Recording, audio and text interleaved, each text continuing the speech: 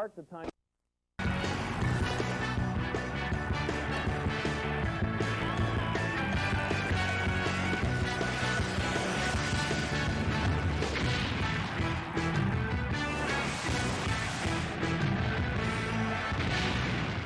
Welcome to the WMFD Game of the Week and the Brown Derby Roadhouse pregame show. The Roadhouse, proudly serving fresh-cut wood-fired prime and choice steaks. Routes 309 and 314 in Ontario. Good evening, everybody. Welcome to Community Stadium, Ashland High School, where it is homecoming tonight. Football teams, Madison and Ashland meeting. Both teams at 2-1.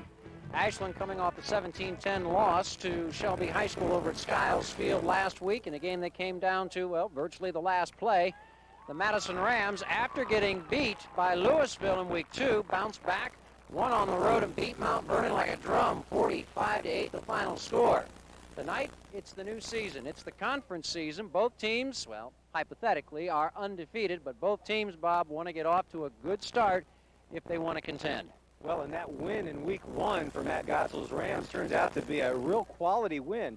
They pasted Shelby in week 1, 28-0, and at that point we were thinking, what kind of team is the Shelby Whippets? They came back and they showed us in week 2, and then they came back and showed us again last week with a defeat over Ashland. So the Shelby Whippets have played a role in the non-conference schedule of both these teams, and I think Matt Gotzel feels pretty good about his team right now because that Louisville loss, that was a quality opponent for sure. Both of Ashland's wins have come at the expense of Northern Ohio League teams, one against Willard, the other against Bellevue.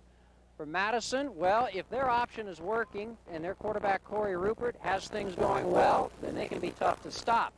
That'll be up to the the Ashland defense to play assignment football and shut him down. Well, Shadron Starnes at linebacker is going to have the responsibility of eyeing Corey Rupert. He's the option quarterback. He makes things go. Devin Ohl has got some good yardage in the backfield for Madison. And the big question mark, I think, for Scott Valentine's Arrows is going to be, can the sophomore Tyler Housewright, can he get the job done at quarterback? He's replacing Greg Tomasek. Tomasek was rock solid as a quarterback for Ashland for a couple of years. So I think that's the big question mark tonight. Ashland's got the proven option quarterback in Corey Rupert, Madison does, and Ashland's got the unproven sophomore taking snaps tonight.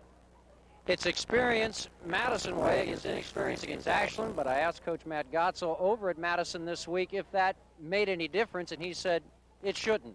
4 weeks into the season, plus the preview, he said sophomores really shouldn't be soft pregame to a pretty good Louisville Leopard football team in week 2, but they bounced right back last week and just hammered Mount Vernon in what was the Yellow Jack. Wood-fired steaks and spirits in Ontario at routes 309 and 314. And let me correct something I said in our stand-up. My apologies to Mr. Housewright. I called him Tyler Housewright. Indeed, it is Taylor Housewright, the sophomore, who will be at the controls for Scott Valentine tonight. And the balloons shaped in an A. Very nice. Homecoming night here at Community Stadium. Up they go. Where they land, nobody knows. Ashland will be receiving to start this football game. Wesley New will kick off. Back deep for the Ashland Arrows. To the near side of the field is Ryan Smith. The far side of the field is Curt Gillespie, who will see action tonight at running back.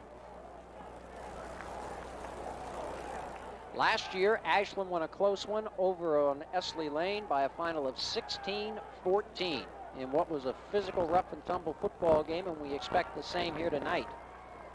Well, statistically, it looks like Scott Valentine is still trying to decide on a feature back. We'll see 3 running backs for Ashland, all with significant carries through 3 weeks. There is the kick, and it will go into the end zone on a bounce. So 1st and 10 Ashland from their own 20-yard line as we start this high school football game. Well, let's get to meet the starting lineups for these two teams. Madison Rams and the Ashland Arrows. Madison coming in at 2-1. Ashland also at 2-1. Both these teams Division II, Region 6. Madison ranked number 10 in the region and in Division II, and number 13 for the Ashland Arrows. There you see the Ashland offense led by Andrew Spicer at wideout, 17 receptions. He is among the leaders in the OCC. First play from scrimmage, snap of the ball. Give to the first back through, not too much there. Didn't get a chance to see who picked up the carry. We'll check it. Might have been the fullback. I believe it was number 38. That's Mike Weaver, one of the captains. Gain on the play, minimal, about 1. Second down and 9 for Ashland. Seth Seringer, we called his name plenty in 2004. He again is the rock of the defense for Madison. He leads the Rams in tackles with 48 coming in tonight. He is number 1 in the OCC. 2 wide receivers far side of the field. Back to throw, house right. He airs it out. Pass was intended for Andrew Spicer at wide receiver. Darvell Smith and Wesley New providing the coverage. Incomplete. That brings up a 3rd down and long. 3rd and 9 for Ashland. Ball back at their own 21. Well, Spicer's the guy that's going to draw double coverage. And Housewright threw right into the double coverage, but he had some good air under the football. Put it in a place where his wideout was going to run to it or it was going to fall incomplete, as it did. And brings up 3rd down. 3rd down and 8 coming now for Ashland. Ashland comes to the line of scrimmage. Wheeler and Spicer are the 2 wide receivers to the near side of the field. Housewright back to throw, rolling near side. He's looking, he's throwing, and throwing incomplete. The pass was intended for number 11, Adam Wheeler. It's 4th down. The Rams hold, and Ashland will be punting the football away. And dropping back in single safety for the Madison Rams, number 1, top of the program, Matthew Brown. And getting set to punt is Kyle Hopton, who is from New Orleans, and yes, is one of those athletes who, was affected by Hurricane Katrina and has been here for a week and a half. One of about a half a dozen Ashland Arrow football players from Louisiana. And there is his punt, and it's a nice one. Brown at the 40. Brown at the 45. Brown ahead to about the 48-yard line. So 1st down, 10 yards to go for the Madison Rams. Good field position at their own 48-yard line. Rams offense keyed by Corey Rupert, the option quarterback. Devin Ohl among the leaders rushing the football in the Ohio Cardinal Conference. Seth Seringer at fullback, a very able-bodied blocker in that option attack for Matt Gotzel. And if I remember correctly, I think Kyle told me he's from Slidell High School in New Orleans. Well, and he takes the place of Andrew Spicer as the punter. Spicer with plenty of duties tonight. I'm sure he won't mind. Seth Seringer is the only back behind Corey Rupert at quarterback. Madison's first play on offense from scrimmage. And here is Rupert going to keep the football himself with a whole lot of room to run. Turns it up 40, 35, 30, 25, 20, 15, 10, and run out of bounds on the far sideline. Let's see where he went out of bounds. Regardless, it's a 1st down. Madison at the 15-yard line. 1st and 10 Rams from the Ashland 15. 38-yard run by the option quarterback, Corey Rupert. And he did much of the same thing against Mount Vernon last week. Just options right into the line and gets to the corner. Quick speed by number 14. And as soon as he got that corner, he was uninterrupted down the far sideline 38 yards before being pushed out of bounds. So that was exactly what was the knife in the back of the Mount Vernon Yellow Jackets last week, was the running of the option quarterback, Rupert. 3 wide receivers. Here's the snap of the ball. Rupert going to keep it himself, try to turn it up inside, crosses the 15, gets to about close to the 12-yard line for a gain on the play of almost 3 yards. It's 2nd and 7. Dan Eisenhower, the defensive end, going to be joined by Shadron Starnes, the middle linebacker. Starnes is one of the premier linebackers through the first 3 weeks as they now head into conference play in the Ohio Cardinal Conference. So keep your eye on number 59 in the middle for the Ashland defense. Mitch Owens split to the near side. In the slot that way is number 2, that's Charles Gandy. To the far side of the field is Darvell Smith. 2nd down, handoff, Seth Seringer, not much there. Maybe got, well, let's see where they're going to give him credit. Just across the 12, so that's going to bring up a 3rd down, well, we'll call it 7. Not much there. Last week, the Madison offense was in high gear. They rack up 469 total yards, 353 on the ground, and a nice blend of 116 yards of passing. You see how Ashland was handled fairly well by the Shelby defense in the Shelby win, as they put up only 221 yards, but only 56 coming on the ground. 3 wide receivers. Matt Brown to the near side. Back to throw is Rupert, rolling this way. He throws. Touchdown, Madison. Ball caught by Matt Brown for the Rams, and Madison has struck first. It's 6-0. Third touchdown catch of the season for number 1, Matt Brown. We'll be calling his name on the basketball floor in the not too distant future, but he gets a touchdown here. And in to try the extra point, Corey Rupert will hold. Devin Ohl will attempt to give the Madison Rams a 7-0 lead. Roll to the right by the quarterback, and he finds a wide open Matt Brown. Just found some open area in the corner of the end zone, sat down and waited on the ball to get there. And the Rams with the early lead. Didn't take him long. Rupert kneels right at the 10, waiting on the pass from center. There it is. The ball's down. The kick is up. The kick is on the way, and the kick is good.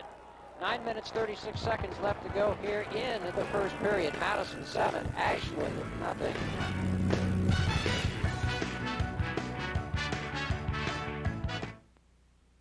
Each of us expects and deserves a good night's sleep, but for many, sleeping is a struggle. Approximately 18 million Americans suffer from obstructive sleep apnea. OSA is a life-threatening condition that causes a person to stop breathing repeatedly during sleep. The most common sign of OSA is snoring, interrupted by pauses in breathing. The good news is that OSA is treatable. There is relief. Hirsch has a wide selection of masks to choose from, and we will work with you to ensure that you receive the maximum benefits from your therapy.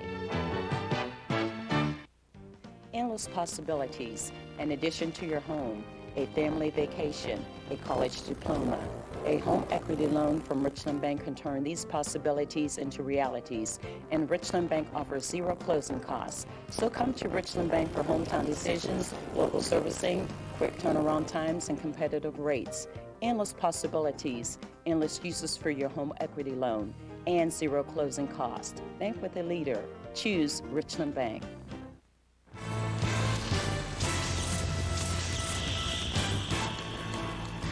This is WMFD-TV Channel 68 and America's first independent digital television station, WMFD Digital Television, Mansfield.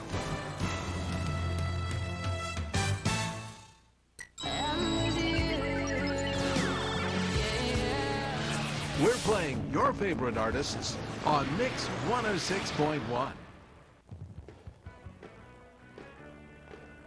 7 plays, and the Madison Rams are on the board, and they lead at 7-0 after Devin Ohl converts the extra point. So it was 3 and out for the Ashland offense, and then 7 plays, and if so facto into the end zone goes Madison. Efficiency, that's the name of the of the Madison offense. When you got Corey Rupert able to turn the first play up the far sideline for 38 yards, then you take it into the line a couple times, and then you simply look to the right and find a wide open Matt Brown. The option offense looking good early for Madison. Gillespie slips as he fields the kickoff and comes back up across the 20 to about the 22-yard line. First down, Ashland. Take a look at the quarterback coming out from under center. He locks into Matt Brown right away. But the defense giving him a little bit of bubble room. Also dragging across the back of the end zone was Charles Gandy. So he was drawing attention, perhaps slightly away from Matt Brown.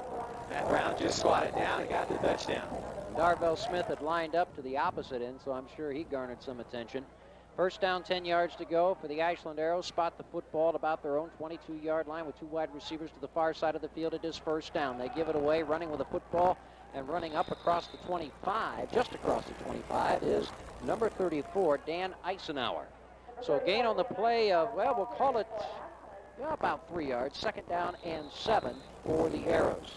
Talk about the challenges of rushing the football through 3 weeks. Eisenhower is the leading rusher for Ashland with only 74 yards through 3 games. 24 carries, 74 yards, and he gets the second rush of the night. Weaver in the first possession got 1 carry for 2 yards, and Scott Valentine wants to take a timeout. Homecoming night here at Community Stadium. 8 minutes, 55 seconds to go. And Madison with the early lead as week 4 around North Central Ohio means back into conference action. We'll stay in the OCC next week and head to Harlan Field for the surprising Clear Fork Colts under Dan Sparks against the Mansfield. I think you mean Rick Beans. Dan hasn't been there since 2000. Well, Dan would be proud of Rick because Rick has got the Colts off to, well, we'll throw in trivia. Rick has got the Colts off to the fastest start since Dan Sparks. Thank you. There you go.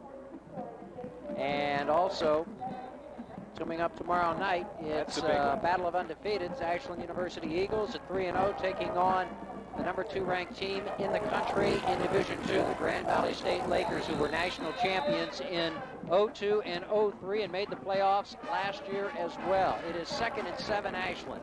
Snap of the ball, give on a delay. Eisenhower trying to get outside, not going to be able to do it. Madison was all over that one.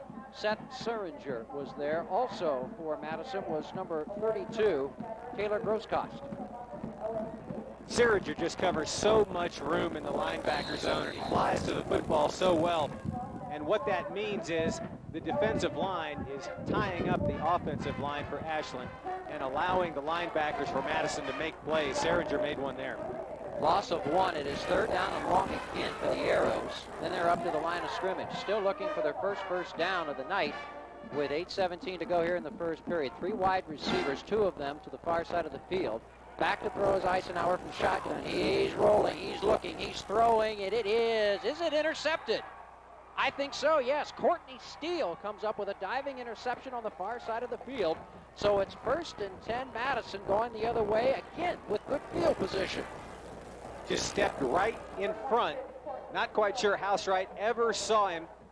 And Courtney Steele steps right in front of the intended receiver, Adam Weiler. And the first turnover of the night belongs to the Madison Rams. First down, 10 yards to go for Madison coming the other way. Ball at the 34. Matt Brown split to the near side. Darvell Smith to the opposite side. On back in the backfield, that's Seth Suringer. Snap of the ball. Here's Rupert. We're going to get motion against Madison. They pitch it outside to Gandy. Gandy up the far sideline. He is going to score a touchdown, but this one's going to come back because Devin Ohl, I think, started too soon. Well, I think we'll get a chance to see it on replay. Charles Gandy into the end zone, but most of the Rams knew that that was not going to hold up. We don't see it, but I think Devin Ohl moved too early. Good call. Charles Gandy just picked his way through there and waltzed into the end zone. But this is illegal motion, and it's coming back. Well, Gandy, one of the quickest guys around North Central Ohio, but that one's not going to stick. 7-0 Madison, so they'll try it again at 1st and 15. 7:59 to go in the period. First quarter action, 7-0 Madison. Ball will be put back at about the 39. First penalty flag tonight. There's the Madison offense with those white jerseys in green and silver, even though officially the school colors are green and white. I like the green and silver, thank you very much. 1st and 15 from the Ashland 39. Snap of the ball, give it away Seth Suringer. Seth gets some of the penalty yardage back before he's tripped up and knocked down. After a gain on the play, I will say of about 2. It's 2nd down and 13. Tackle made by Ashland's number 36, and that's Corey Haldeman, one of the captains. Last year, Ashland got the best of Madison, 16-14 over on Esley Lane. Madison trying to turn the tables on the Arrows here at their home field. Browns, wide receiver to the near side of the field, steps up to the line of scrimmage to check to see if he's on the line. He is. Ohl goes in motion. Snap of the ball. Rupert back to throw. Devin Ohl's got it at the 30. Devin Ohl down to about the 26-yard line before he's hit and dropped around the ankles by Ryan Smith. That'll bring up 3rd down and short for Madison. They need to get to about the 24-yard line. It is 3rd down and 4. Pickup of about 9. Take another look. Swing pass out in the flat. Nice job latching onto the football by Devin Ohl as he gets his first reception and his 4th of the season. Mitch Owens lines up as a wide receiver to the near side. They have 3 wide receivers to the opposite side of the field. We're going to have illegal motion against Madison. Jumping off sides way ahead of the count was Christopher Cochran. Well, and that's going to change Matt Godsell's 3rd down play call. No question about that. Instead of 3rd and 4, you're looking at, well, 3rd down and a long 8. Officials in tonight's ball game. The referee is Mike Moss. The umpire, Bud Hardesty. The linesman tonight, Kelly Miller. The line judge is Tim Ginger, and the back judge this evening is Brent Smith.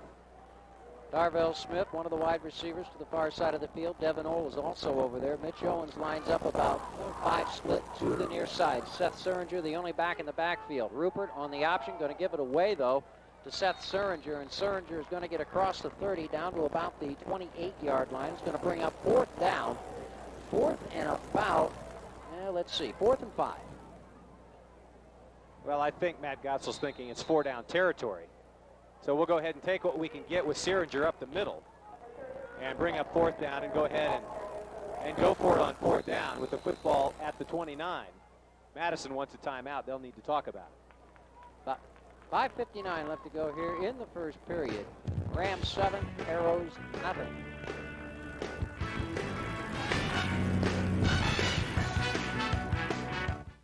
An unrepaired leak in your basement today could be even worse tomorrow and soon become a big problem.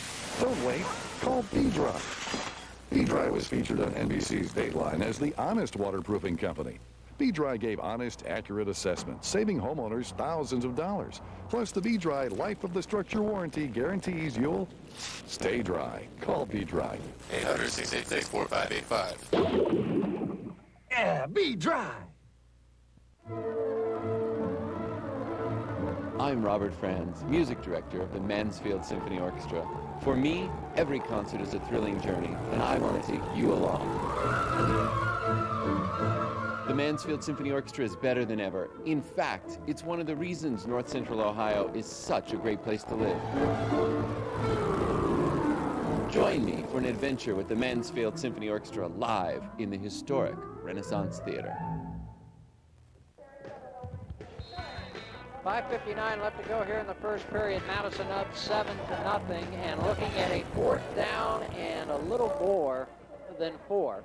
Ball resting just across the Ashland 30, close to the 28-yard line. Matt Brown split far side of the field. Darvell Smith split about 6 to the near side. Here's Devin Hull going in motion. Back to throw. Corey Rupert, he is in huge trouble and is going to go down all the way back at about the 38-yard line, and Madison turns it over on downs. That time, the Ashland defense was right there. Well, they got to Rupert in a hurry. Devin Hull was going in motion to the side that Rupert rolled to, but the Madison offensive line not able to hold back the defensive push by Ashland. Rupert loses 6 yards. Look again at the push by the defense on the right side as they catch up with Rupert as he rolls to his left. Haldeman, one of the first guys to get there for Ashland. So it is 1st down and 10 officially. They'll put it at Ashland's 35-yard line. The Arrows have yet to get a 1st down. There is head coach Matt Gotzel, who 2 years ago, his team was 1-9. Last year, 6-4. This year, to start off, they are 2-1. Back to throw, Housewright. He throws and throws behind his intended receiver, which was Spicer, Andrew Spicer. It's 2nd and 10 for Ashland. Gotzel in his 6th season at Madison, 27-26 overall coming in tonight. Scott Valentine in his 4th season as the Ashland head coach, coming over from Ontario. And Scott here at Ashland, 23 wins and 11 losses. 2nd down, 10 yards to go. The Ashland Arrows still with the ball at the 35-yard line. Housewright gets the play from the sideline and will bring his troops up to the line of scrimmage. 2 wide receivers to the near side, Spicer and Wheeler. They also have one to the far side of the field. Backs are a little offset. Here's Housewright trying to tiptoe his way through the line, and I think he's going to lose a yard. That one got blown up in a hurry. Jake Mottial was there for Madison, and he loses a yard, and it's 3rd and 11. The Ashland offense really having a hard time here early on. Well, putting the burden on the sophomore to throw the football because of the inability to run it has caught up with them perhaps earlier than it has in the first 3 weeks. We're approaching 5 minutes, 20 seconds to go in the first quarter. Clock is moving. Ashland on the ground to this point, 3 net yards, nothing through the air as Housewright is 0 for 4. Gillespie is one of the wide receivers to the near side of the field. They line up 2 more to the far side of the field. Eisenhower is the one back in the backfield with Eisenhower, and whistles blow, play stops, and what's the matter? Delay of game, Ashland. So instead of 3rd and 11, it's 3rd and 16, and the Arrow offense is really having all kinds of trouble trying to jumpstart the engine. You would expect them to put the football in the air, and when Housewright does so, he normally looks for Andrew Spicer. Spicer with 17 catches, 235 yards. Adam Wheeler is the 2nd most productive receiver. Wheeler has 7 catches through 3 weeks. Arrows looking at third down and a whole bunch. 3rd and 16, ball back at about the 30-yard line. Same formation. Gillespie is to the near side. Spicer and Wheeler are split to the opposite side. There's the snap. They give it away to Housewright. Housewright actually got the snap from center, kept the football, and tried to get it back to the, well, try to go over the left side. There was just nothing there. One of the first players there to hit him was Luke Mayer for Madison. Second time Housewright's been caught behind the line of scrimmage. And they just don't bite at all. The Madison defensive line, the defensive ends, linebackers, nobody's biting on what looked to be shotgun passing formation. Seth Seringer was also there for the Rams, and Ashland's going to have to punt the football away. Here is Kyle Hopton once more, and Matt Brown is back in single safety. Quarterback draw, you need to at least give some indication that you might throw the football before you tuck it and head up the middle. Housewright has been caught behind the line 2 times now. Arrows were waiting on the guy who snaps the football for him, that being number 55, Brad Harris. That's a valuable part of the punt team. There is the boot. It is a high, wobbly spiral that Matt Brown says is poison and will let roll. So the gentleman who snapped it downs it, Brad Harris, and it's 1st and 10 for the Madison Rams. They put the football down at the 36-yard line. That's where they'll take over, leading 7-0 with 4:19 to go here in the first period. 33-yard punt. Madison comes back out for their 3rd possession here in the first quarter. Stopped on downs the 2nd time in Ashland territory, but extremely efficient the first time they touched the football, resulting in the touchdown from Corey Rupert to Matt Brown from 12 yards away. Rams out of the huddle. Devin Ohl and Matt Brown are the 2 wide receivers. They make up a slot to the far side of the field. To the near side is Darvell Smith. Snap of the ball. Rupert going to option it himself, trying to turn it upfield. Going to get short yardage, maybe 2, trying to go over the left side. One of the guys there to hit him for Ashland, number 22, Curt Gillespie. 2nd and 8. Talk about a challenging offense for a defense to try to attack. Boy, the option offense makes you really play your responsibilities as a defensive football player because of the deceptiveness of the quarterback, Rupert. Just when you think you know where the ball's going, it's not. Mitch Jones is split to the near side of the field. Darvell Smith to the opposite side. Seth Seringer, the only back in the backfield. Snap of the ball. Rupert's back to throw. Heavy pressure. Throws incomplete. Pass intended for Devin Ohl. Gillespie on the far side of the field defending, as was Tyler McFarland. And Rupert took a hit as he delivered that football. A bit slow to get up, but nonetheless, he's up. None the worse for wear. That'll bring up a 3rd down and about 7 for Madison. Ball resting just shy of their own 39-yard line. Last week against Mount Vernon, Corey Rupert ran the football 8 times for 148 yards. He was 6 out of 13 throwing the ball for 116 yards. 3rd down, 7. Snap of the ball. Here's Rupert keeping the football himself. Has a 1st down. Gets the football to midfield. 1st and 10 for the Madison Rams. And the fellow that made the tackle down on the ground for Ashland, number 88, Brandon Efall, is down and not up. Well, that makes sense. Down and shaken up, excuse me. Another look at the quarterback, Rupert, looking perhaps for the pitch right up the middle. Picks up 12 yards, and let's see if we run that back again, guys. Let's see if we can pick up what happened to the injured Arrow.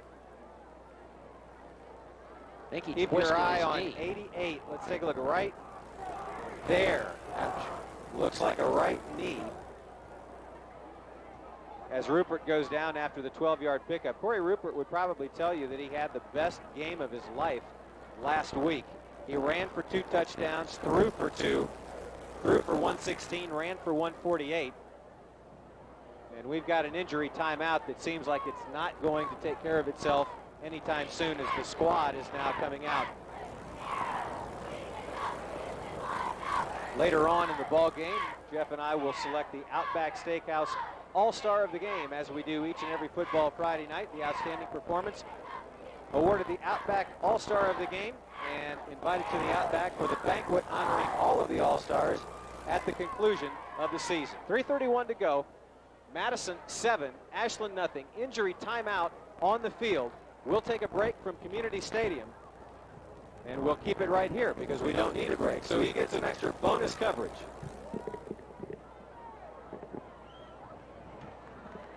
Yeah, this particular situation looks like it's going to take a long time. The stretcher is now making its move to the middle of the football field, so we'll have some significant downtime here. They're bringing the stretcher out and wheeling it across the field, and we may have a delay here of some 10 to 15 minutes because anytime that happens, it takes a long time.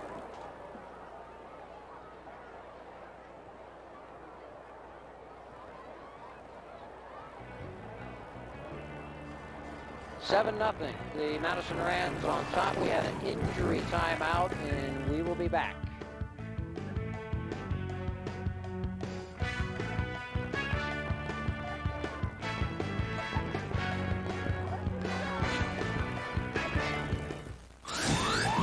This weekend, Richland County Fairgrounds. Clothing and shoes from $5.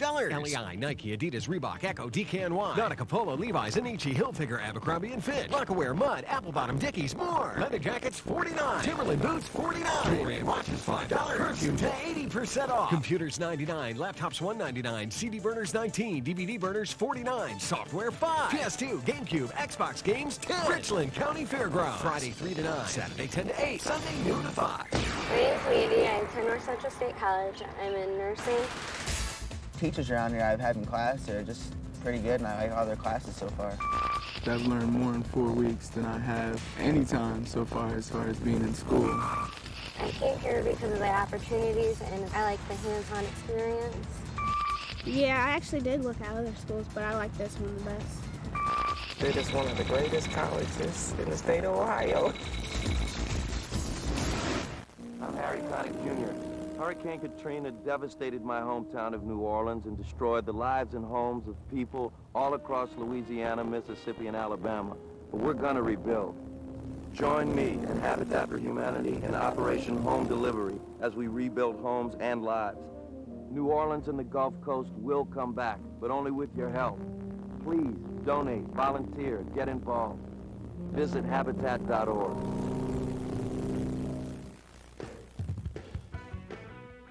Homecoming here tonight at Ashland High School. There you see the homecoming court. And there you see the homecoming king, that crown. First and 10, Madison from midfield. Rupert back, throws down the far sideline. That was for Darvell Smith, incomplete. Well, we now see a little bit more of what happened. And you'll see on the replay, Curt Gillespie coming into the right knee of Brandon Efaw. It's coming up right. 22 gets slung on the attempted tackle right into the right knee of Efaw, and that was the problem. And that's what's kept Efaw down. There's a flag on the incompletion to Gandy. And they didn't waste any time either.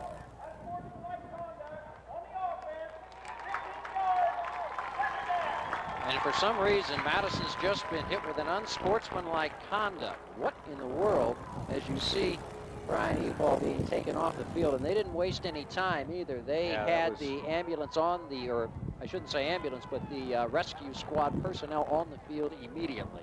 That was moments ago, and that incompletion will stand up. It was a dead ball personal foul, so it is second down now and 25.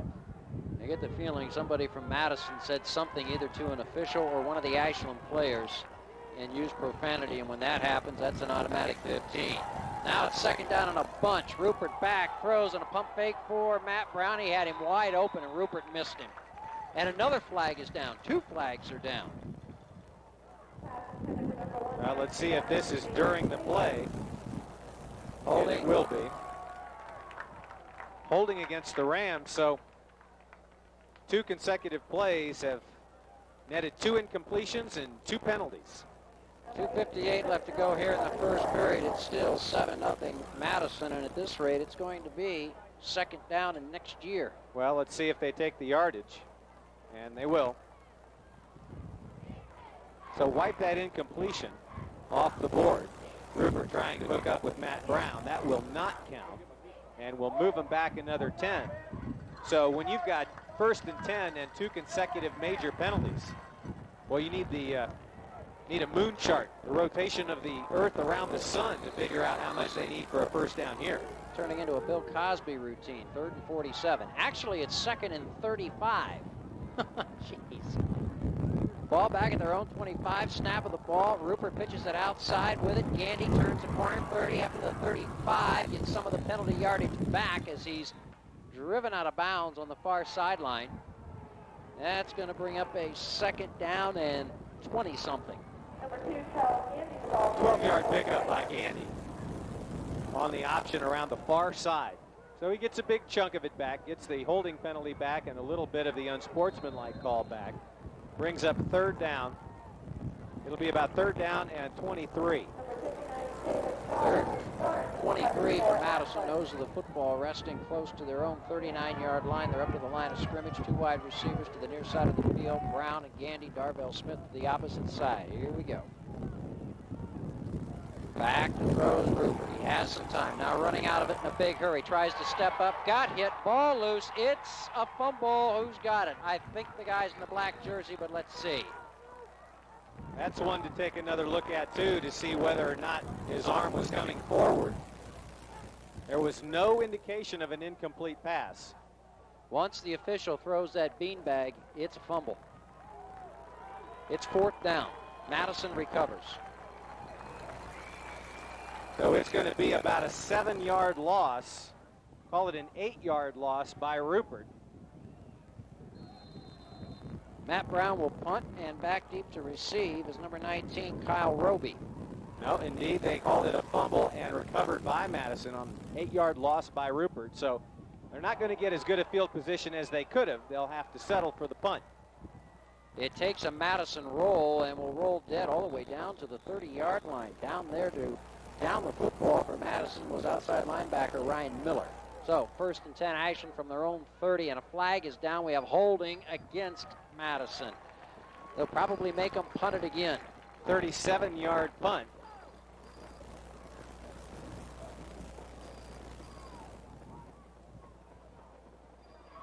I'm sure Ashland will make them punt it because the last time they nearly blocked it. So they'll force the Rams to do it again. This particular possession by Madison after the injury to Efaw has been an absolute train wreck. The efficiency with which they operated on the first possession has at least temporarily left them. And now 1:43 to go, first quarter. They will move the football all the way back to the 19-yard line. So Brown will punt it again. And again, back deep is Kyle Roby. You said train wreck. That means they're going to have to call the big hook. Call the big hook. You want a 250-ton derrick? There's a snap. Here is Brown. Going to run it. Holy cow, look at this. 25, 30. He's to the 35, to the 40. He's going to get a first down. He's to the 40. He's to the 35, to the 30, and run down at the 24-yard line. Are you kidding me? They ran a fake punt deep in their own territory. 56-yard run by Matt Brown. That may be the most unbelievable high school play we've seen in some years. 56 yards on 4th and about 46. It was 4th and well more than 30. Look again. You're not going to see a more daring call than Matt Gottsel called right there. I hope for Matt Brown's sake that was called from the sideline, and he didn't decide to do that on his own. If he decided to do it on his own. Oh, boy. Talk about some guts. That took guts of Rex Kern, no doubt. All right, 1st and 10, Madison. Rupert's going to keep the football, and Ashland's got him just as he crosses the 25 and gets to about the 24-yard line. Gain on the play of maybe 1. Rupert on the carry. Short yardage. We're under a minute to go here in the first quarter. It's been a long first quarter. Boy, you talk about that isolated play call right there may be the most unbelievable play call I've ever seen. I mean, they were pinned back in their own end zone, nearly with heels on the goal line, and Matt Brown runs a fake punt on 4th and 45 and picks up 56. Rupert give it away. Seth Seringer, first back through across the 20, got to about the 19-yard line. Gain on the play will give him about 1, 2, 3, 4. That's going to bring up a third down and about 5, and that's going to be the end of the first period. After one period of play, Madison leads Ashland by a 7-0 count.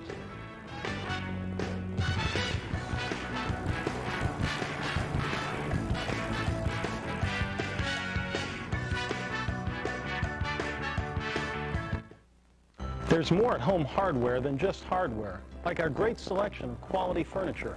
Hi, I'm Jason Miller. When you're in need of quality furniture for your home, think Home Hardware. Choose from a huge selection of great furniture from makers like Broyhill, Sealy, and Lazy Boy. And of course, you'll get the hometown service that has made Home Hardware this area's #1 local furniture retailer. Experience the difference today and see why we say there's so much more for your home at Home Hardware. Since 1947, 7 West Main Street, Ashland. Modern banking with traditional service. That's First Federal Bank of Ohio. While most financial institutions are part of large corporations, First Federal is still locally owned and operated, offering modern conveniences with hometown service. You're more than a number at First Federal Bank of Ohio. This is Tom Moore, President of First Federal Bank of Ohio, inviting you to try our new internet banking and bill pay services. In Gallion, Mansfield, Mount Gilead, Tiffin, Cardington, Shelby, Bellevue, and Sandusky. Member FDIC, an equal housing lender.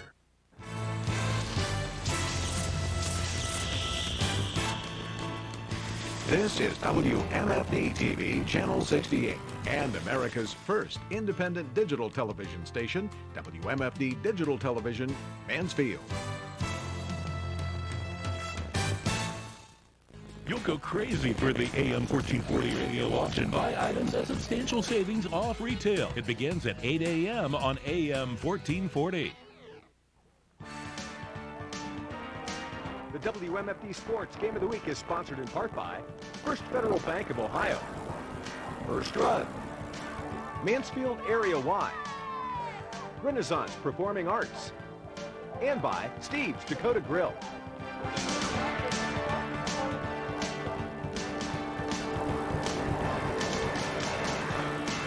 Seven nothing.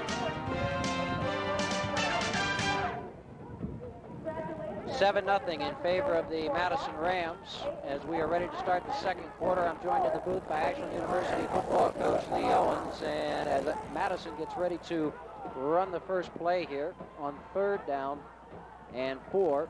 First play of the second quarter, they give it away to Devin Old. Devin Old has a Madison first down. So 1st and 10 for Madison at about the Ashland 12-yard line. Who called that last play? I got to know. Was that Matt Brown on his own, you think, or did Matt Gotzel say, let's take a huge chance? I'll tell you what, he made that play on his own. You don't call a fake punt when it's 4th and forever. He just pulled it down, put a little pressure, saw an opening, and took off. And so players make plays. Boy, that was a big one, wasn't it? I would say so. I don't think I've seen anything quite like that in the many years that I've called high school football. 1st and 10 for Madison at the Ashland 12.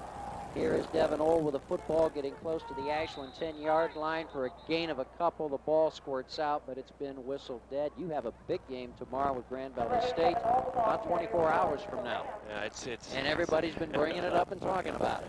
Well, we look forward to it. It's nice to be able. We've got our team here tonight, and they're enjoying a great high school football game. And I hope the officials save a few of these yellow flags to spend on Grand Valley tomorrow night. Madison's using up a bunch of them so far this evening.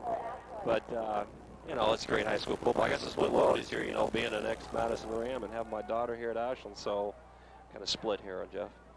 Can understand that. A 2nd down and 8. Madison, ball at the Ashland 10. Snap of the ball. Rupert trying to run the option near side. Gets nailed right at about the 10-yard line. Coming in to make a pretty good stick there was Tyler McFarland. That's going to bring up a 3rd down and about 8.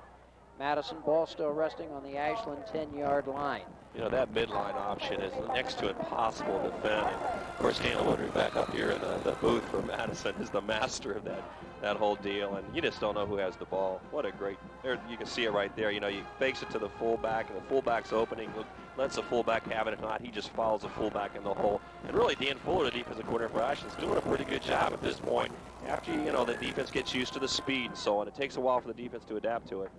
3rd down and about 8. Rupert, off play action, rolls near side. He throws wide open, tight end Jake Maudial. Touchdown, Madison. No flags this time. And Madison goes up 13-0 with a try for point by Devin Old coming up. And kind of like last week, where your tight end was open and so were your wide receivers, there was no one around Jake Maudio there. Well, you get the misdirection going, and well, you start carrying into that option responsibilities. The next thing you know, it's a hard play fake, and you boot away from it, and you lose track of where the tight end's at. It just makes it so hard to defend. You know, hard fake to the right, you roll left, and you know this offense creates problems for defenses. The other thing that's so hard about defending this offense is how do you simulate it in practice all week? And that's why you saw early, you just don't realize how fast it comes at you. And you know, it's tough. When it's executed as well as Madison is executing it tonight, boy, look out. It's a difficult deal to defend. Devin Old's extra point is blocked at the line of scrimmage, so our score remains 13-0 Madison over Ashland with 10:02 left to go here in the first half. And speaking of, well, replicating the opponent's offense, how well did your 2s and 3s do that this week with Grand Valley? Oh, we tried hard. It's, you know, what a great talent they have. The one thing we've done better, though, is because of our depth and a couple good freshman classes, our scout teams are pretty good. And this Ryan Odell from Crestview, our defensive players have said he's the best back we've seen so far on the season. He's running scout team each week. It helps to have those good players run the scout team, but you can't simulate a great Grand Valley team. It may take us a while to catch up with their passing attack tomorrow night. Well, one thing for sure, though, as I've mentioned many, many times, you're off to a heck of a good start. First time, I think, since '92 that this football team, Ashland University's been 3-0. And your club, regardless of what happens tomorrow night, we hope you win, is much improved, at least in my eyes. I think we've closed the gap. We'll find out how far tomorrow night. But I'll tell you, for all the great football fans in the area, if you want to see the best in Division II college football, it's right here at this stadium tomorrow night at 7 o'clock. I mean, they're number 2 in the country. We've won the national championship 2 of the last 5 years. They're the best in our league. You can't see any better football at that level than tomorrow night right here. Here's Wesley News kickoff, and it will be Gillespie at the 20. He is to the 25. He's up to the 30, across the 30 to up to about the 33-yard line. First and 10 Ashland from that point. And there it is on the screen coming up tomorrow night, 7 p.m. here at Community Stadium. Grand Valley State against Ashland University. Grand Valley State national champions, as Coach alluded to, in 2002 and again in 2003, and went 3 weeks deep last year in the playoffs before losing to North Dakota. I think the final was 19-15. We'll replay it for you Saturday at midnight and then again Sunday evening at 7 p.m. First and 10 Ashland. I'll tell you, Arrows need to get something going here, don't they? They have had a tough time so far. Hand off to the first back through. I think that was Eisenhower. Let me check the number. I beg your pardon. That was number 36, Corey Haldeman, excuse me. You know, and Jeff, we talk about that great Grand Valley offense, just like this Madison offense tonight. It's so explosive. The best way to defend that offense is keep them on the bench. And you can't do that if you're not moving the chains and making first downs. That's what's big. You know, we have to do tomorrow night. We have to run the ball and control the clock and make some first downs. That's exactly what Ashland has to do here right now. I mean, we got to slow that offense down, and the best way to do it is just keep the ball here. Second down and 8, 3 wide receivers, 1 far side, 2 near side. Back to throw is Housewright. He has some time, now runs out of it, now trying to run and gets ahead for some positive yardage close to his own 40. I think they're going to mark him down at about the 39. I think Jake Maudio finally made the tackle for Madison. It's going to bring up a 3rd down and about 4 for Ashland. Those are the ball resting. Close to the 40. That's a difficult defense, too. Madison's playing some man coverage out there. That means they had about 9 guys defending the run and rushing the passer, and 2 guys out here playing man coverage and playing pretty tight coverage, as you saw. And, you know, when you can do that with man coverage, it makes everything else a whole lot more difficult. Wheeler and Spicer, the 2 wide receivers, to the near side of the field. Jacob Brown is the wide receiver opposite way. Eisenhower back to throw. Seth Suringer is not going to let him do it. Or Housewright, excuse me. Seth Suringer knocks him down for a big loss, and as Coach Owens alluded to, well, they're having a tough time getting things going, and they're going to have to give the football up right here.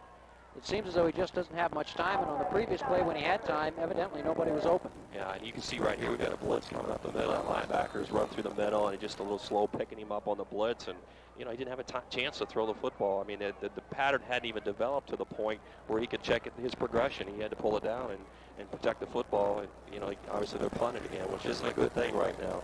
Kyle Hopton to punt the football away, puts his foot to it.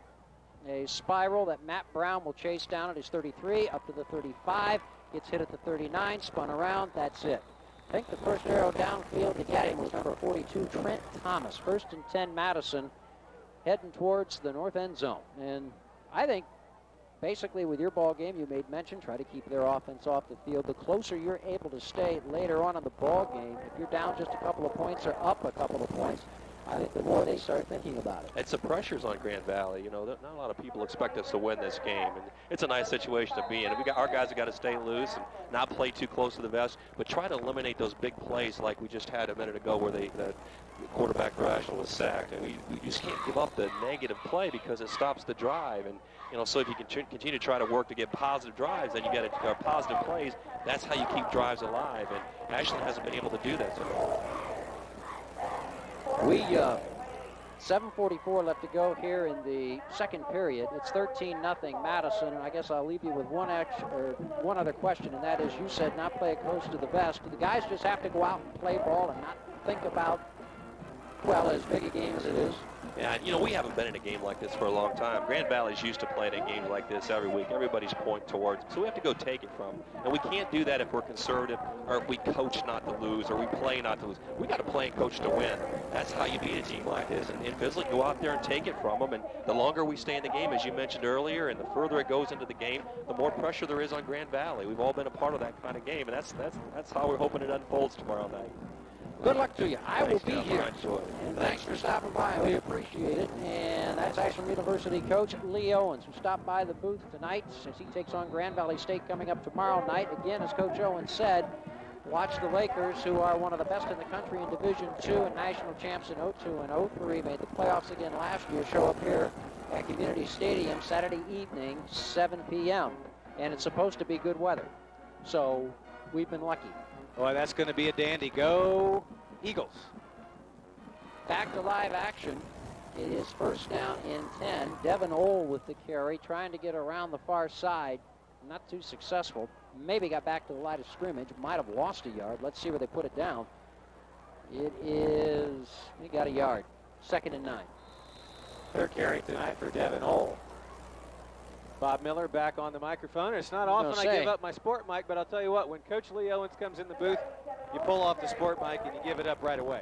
Well, I thought for a minute there he was just going to keep on going. He was doing a heck of a job. Go ahead, Coach. He wants to run some color commentary every week. He can drop by wherever we are. That's fine with me. 3 wide receivers to the near side of the field. Snap of the ball. Rupert on the option, keeps it himself. Midfield, east of the 45, east of the 40, and run out of bounds across the 40. At about the 38, 37-yard line. So it's a 1st down Madison as they keep the chains moving. 65 yards now for Rupert on 9 carries as he rips one off for 22. Looking at short side option by Rupert. And he just finds all kinds of room to run. So many defensive responsibilities by the Ashland defense. Frees up some nice running lanes for number 14, Corey Rupert, who's having another big night, the 2nd week in a row for a big night from the Madison offense. When you have the personnel to run this offense, you can be successful, and right now, Madison has that personnel. Snap of the ball, 1st and 10, first back through that Seth Suringer break and tackles, and got a hard 5 yards, just barreling into people, crossing the 35 and getting down to the 33, and one of the arrows is slow to get up. And a flag goes down. Somebody said something, because this was after the play.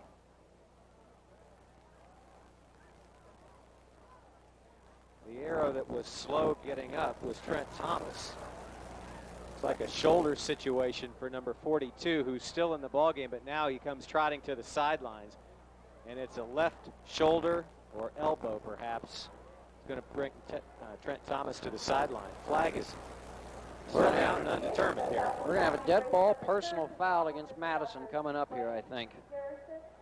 Because that flag came out way after the play was over. So the play stands up, the 5-yard gain by Suringer. Mark off the penalty yardage after the gain, 15 yards the wrong direction. That is the 6th penalty for 60 yards here in the first half against the Rams. And again, somebody said something. Somebody.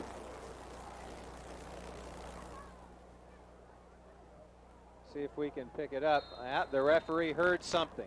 You could see he was bent over tending to Trent Thomas, and he heard something, and he threw the flag immediately. Yeah. All the way back. It is now second down and about 20. Rupert's back to throw. Throws short. Incomplete pass intended for Matt Brown. Well, pressure on Rupert put him in the ground. He fell hard on the left shoulder, but he's back up. He underthrows the intended receiver along the near sideline. 6:19 to go in a first half that was moving briskly along until a rather lengthy injury timeout. And then we've had some penalties here in the second half or second quarter that have slowed things down. See part of the homecoming court here at Community Stadium tonight. Third down and about 20 for the Rams. A first down can be had across the 30 and just across the 29. Mitch Owens is split to the near side. They'll go with the wishbone formation behind Rupert. Looks like it's a little offset. Snap of the ball. Rupert back to throw. Has some time. He throws. Pass is dropped. Courtney Steele had him hit it between the 2 and the 6. I don't know if he'd have picked up a first down, but the ball was right there. Rupert through the air now, 3 out of 8 for 31 yards. But up to 3 completions, 2 of them have been for touchdowns. So pretty efficient, but not so this time. Rupert puts it out there on a string, but Curt Steele cannot hold on to it. The ball falls incomplete. Brings up fourth down. Fourth down, Matt Brown will punt the football away. Kyle Roby is back to receive with 6:14 left to play in the first half. Madison up 13-0 with this punt coming. And here's the snap, here's the kick. A rolling spiral that will bounce and head out of bounds at about the 23-yard line. So first and 10 for Ashland at their own 23. Well, the Ashland Arrow offense, as Coach Owens was alluding to the last time they had the football, needs to move the chains. They have been held without a first down, and they are actually right now in negative total yardage for the ballgame. 6:07 here to play in the first half. Madison leading 13-0. Had the last drive disintegrate because of an unsportsmanlike call. And now Ashland's confused on offense. Timeout. 6 minutes and 7 seconds remaining in the second quarter from Community Stadium. Sophomore quarterback calls the timeout, and that's got to be a big transition for Scott Valentine. He said in the preseason, he said, we're young, but we're talented, but we don't have game experience. And Scott Valentine, I think, would say, big difference offensively in the backfield. We don't have guys like Greg Tomasak, and in the backfield last year, Joe Deppen ran the football a lot for Ashland. See Scott Valentine along the Arrow sideline. So he's going to have to get that game experience into the young guys. And so far tonight, outside of the penalty yardage racked up by the Madison Rams, they have dominated this one. 6:07, and let's see if we can get a playoff here. Okay, first and 10 from their own 23. Housewright turns, gives it away. Pretty good running this time by Eisenhower. Gets close to the 30-yard line. I believe that was Eisenhower who carried the football. First back through, 34. Yep, it was. Tonight's scoreboard shows the Madison Rams 13 and the Ashland Arrows nothing. The Empress Express scoreboard, Chinese cuisine, dine in, carry out, and delivery. It's Empress Express. Again on that last play of close to 7, it is second down and 3 Ashland. Ball is at their own 30. Handoff, running with the football again is Eisenhower. Eisenhower just blasting over right guard and tackle. Dan Eisenhower picks up a first down for Ashland. I believe their first of the night. Well, can you say adjustments from the coaches in the box? It looks as though they have found something that they think they can exploit. And if the last 2 carries by Dan Eisenhower are any indication, they're onto something as they've picked up their first down tonight. And they are going to go with 2 tight ends and 3 backs in the backfield and keep doing it until Madison can stop it. Here's Eisenhower again, 40 to the 42, ahead to about the 43. Gain on the play of close to 8. And Madison right now having trouble stopping the off-tackle play. That'll bring up second and short. They'll give him credit for a gain of 8. It is 2nd and 2. Ashland, ball at their own 43 as the clock moves down to 4:50. Eisenhower's a big runner. He's 6'1", 210 pounds. And when he lowers that head with the momentum he had in the last 3 carries, he's going to rack up some yards. So good things in this possession by the Ashland offense. 2 tight ends again. They give it away to Eisenhower, and nothing there this time. Courtney Steele wraps him up and pushes him back, along with number 55 for the Rams, Brian Paraska. So it'll bring up 3rd down into Ashland. Nose of the ball right about the line of scrimmage.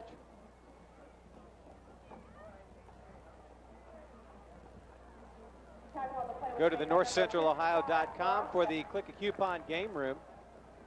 This season, every WMFD and ESPN 1440 Game of the Week is available live and on demand. Just go to NorthCentralOhio.com and click on the ClickACoupon.com game room. 3rd down, and they'll give Eisenhower a gain of 1 on that last play. It's 3rd down and about 1, ball at the 44-yard line. Long count by Housewright. A very long count. They might not even snap the ball. Now they do after a long count. They give it away to Weaver, and Weaver has a 1st down as he crosses the 45 and gets up to about the 47. So 1st down, Ashland, after a very long snap count. Had some of the fans here when we were setting up asking about the game room and getting the games live and on demand. There will be a few instances where WMFD's Game of the Week will not be streamed live at NorthCentralOhio.com in the game room, simply because we can't get a live signal back from the site. That is the case tonight, but that game will be available on demand later in the evening. Handoff Dan Eisenhower for about a gain of 1 as he gets close to the 48-yard line where he's hit and dropped. The interior of the Madison line in on the stop. Clock running, 3 minutes and 6 seconds left to play in the first half. Madison up 13-0. And a final thought about the ClickACoupon.com game room at NorthCentralOhio.com, and that is that all of the games of the week will be archived there, so you can see all the games throughout the season. They're all going to stay online, so you can pull them up on demand. 2nd down, give it away. Eisenhower turns the corner. He's at the 40, across the 40, down to about the 38-yard line.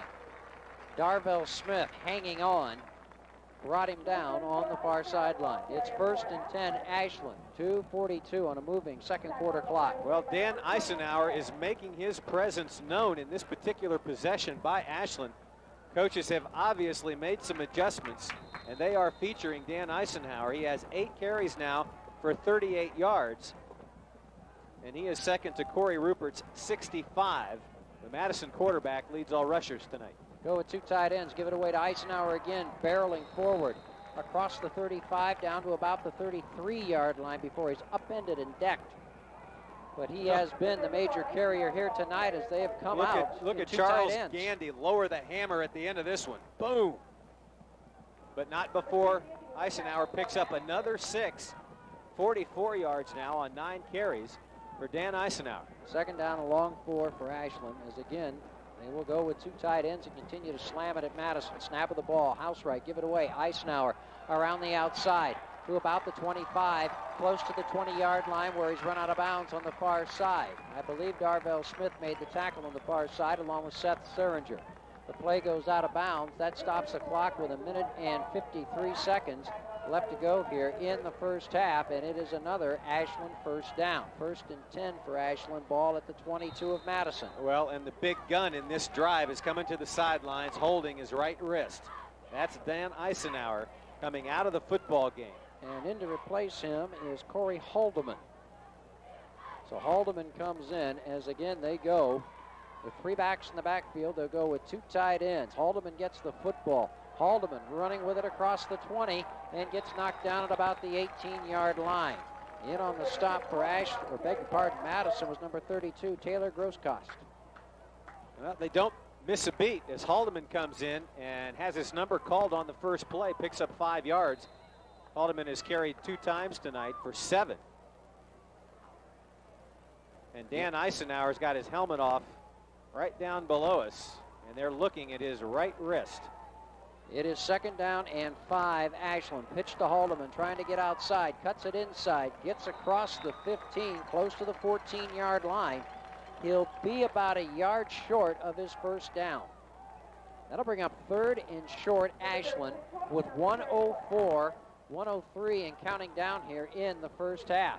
Tone of this game completely changes if Ashland sticks it in as they go to the halftime locker room. It was a first half dominated by Madison. Madison committing penalty after penalty. This game could have gotten out of hand, didn't, and now Ashland looks to get this thing real tight as we go to halftime. Same formation. Give it away. No! Fake! Housewright throws. Touchdown to the tight end, who was wide open that time for the Ashland Arrows, Jacob Brown. 14 yards to Jacob Brown. The first catch for the tight end this season results in a touchdown for Ashland. Andrew Spicer's in to try the point after it. Look again at the deception at the line by the sophomore quarterback. Nice ball fake. Pulls it out and drills it to his tight end. Wesley New had the coverage. Snap, ball down, kick up. Kick is good. So Andrew Spicer makes it Madison 13, Ashland 7, with 39 seconds to play here in the first half. There is Coach Scott Valentine urging his troops on, saying, hey, it's a new ball game now. We can come back and win this. First half for the quarterbacks. 3 scores on the board, all 3 touchdown passes. Rupert has 2. Housewright with his first right there. Got ourselves a ball game, as Bob said. Madison, had they been able to score on that last possession to push it to 19 or 20-0, might have been a little bit different. But Ashland's come out, made an adjustment, going with 2 tight ends, 3 backs in the backfield, and they just slammed it at Madison right down the field. Left guard, right tackle, left tackle, and 1 fake into the line and a pass to your tight end and a touchdown. And that was a quality fake at that. Coming from Housewright, as he buries the football into the back going into the line of scrimmage, pulls it out and finds the tight end. Linebackers bit, corners bit, safeties bit, and the tight end was wide open in the end zone. Darvell Smith, along with Devin Ohl, back to receive the kick of Spicer, who hits it fairly well. It will be Devin Ohl who will just take a knee, because in high school football, anytime a ball goes into the end zone, you are not allowed to return it, which, in my opinion, takes away the most exciting play in football, the kickoff return. And why that is, I have no idea. 13-7 on the Empress Express scoreboard as we are in week 1 of the Ohio Cardinal Conference schedule. Conferences throughout North Central Ohio diving into conference play. When you have an 8-team conference, you have 7 conference games, and that means week 4 starts the conference action. And that's where we are here, homecoming night at Community Stadium in Ashland. It's 1st and 10 Madison. Ball is at their own 20 with 39 seconds to play here in the first half. 1 wide receiver to the near side of the field. That's Matt Brown. They're going to give it to the first back through. That is Courtney Steele, who bucks up across the 25 to about the 28-yard line. In on the stop for Ashland, Trent Thomas. Gain on the play of 8 at 2nd and 2 Madison with 23 seconds and counting here in the first half. Good hard running by Courtney Steele. First carry of the night. Lowers his shoulder, gets spun around, and carries an Ashland defender the final couple of yards. 8-yard pickup on first down. And I don't think the Rams are going to run another play. They are not. The clock is under 5. It's at 4. Nope, that's it. That's the end of the first half. Our score, Madison 13, Ashland 7.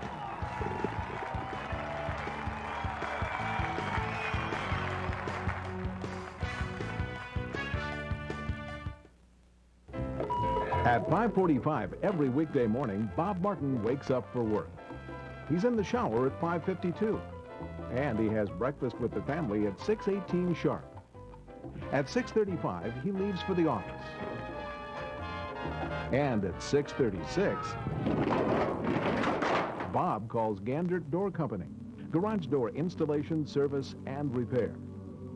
Is it time for you to call Gandert Door Company? Endless possibilities, in addition to your home, a family vacation, a college diploma, A home equity loan from Richland Bank can turn these possibilities into realities, and Richland Bank offers zero closing costs. So come to Richland Bank for hometown decisions, local servicing, quick turnaround times, and competitive rates. Endless possibilities, endless uses for your home equity loan, and zero closing cost. Bank with a leader. Choose Richland Bank. Homecoming here at Community Stadium in Ashland, and the Ashland Arrows come to life on their last possession of the first half. They put a touchdown on the board and they trail it by 6, 13-7 on the Empress Express scoreboard. Some individual numbers for the Madison Rams here at halftime. Corey Rupert leads all rushers, 9 carries, 65 yards. Through the air, Rupert 3 out of 8 for 31 yards with touchdown passes to Matt Brown and Jake Maudiaw. Devin Ohl has the other reception for Madison. For the Ashland Arrows, Dan Eisenhower comes to life late in the second quarter. He carries the football 10 times for 54 yards. Taylor Housewright, the sophomore quarterback, 1 out of 6 for 14 yards, but it was a touchdown to the tight end, Jacob Brown. Let's take a look at the team numbers here at halftime, and you can see that the Madison Rams have been dominant, and also how penalties may have affected their ability to put points on the board here in the first half. Time of possession relatively even. First downs relatively even. Madison's option offense dominant on the ground at halftime. Passing the football has not been particularly productive yardage-wise, but extremely productive points-wise. Of the 31 yards passing for Madison, that includes 2 touchdown passes by Corey Rupert. The 14-yard completion by Taylor Housewright, that was a touchdown. Total yardage at the half, 200 for Madison, 73 for Ashland, but the Arrows are in it. They've only turned it over one time. Madison has played turnover-free football, but look at the penalty situation. That's the big question mark. How much more effective could the Madison offense have been had it not been for 6 first-half penalties for 60 yards? Our halftime score is 13-7, Madison over Ashland. Let's take a look at some of the highlights in the first half. Corey Rupert gets us started, and it wasn't long. The quarterback goes in the option set around the far sideline, goes 38 yards on the first play from scrimmage. Madison Rams in business, looking for points on their first possession. Rupert, controlled roll to the right, looks to the corner, finds Matt Brown all alone in the end zone. Bringing coverage over to him, he finds open spaces, 6 points for the Madison Rams. Point after touchdown is good on 4th down and 55. Matt Brown, the punter, goes for the first down. Are you kidding me? Coach Lee Owen said the punter called the play. I can't believe if he didn't make it, he'd still be on the team. Matt Gottsel loves it, though. You got to believe. Corey Rupert, controlled roll again, this time to the left side. This time he finds a wide open Jake Maudiaw in the end zone. Another touchdown for the Madison Rams. This time point after touchdown is no good. 13-0 Madison at that point. Dan Eisenhower comes alive for the Ashland Arrows on the last drive of the second quarter. Eisenhower racking up yardage left, racking up yardage right, and then it's the sophomore quarterback finding his only completion of the first half to Jacob Brown, the tight end. The point after touchdown is good. Ashland right back in it, 13-7. You know, when we play it again, it's thanks to Play It Again Sports in the Walmart Center in Mansfield, or log on to playitagainsports.com. Halftime continues, and the third quarter is coming up.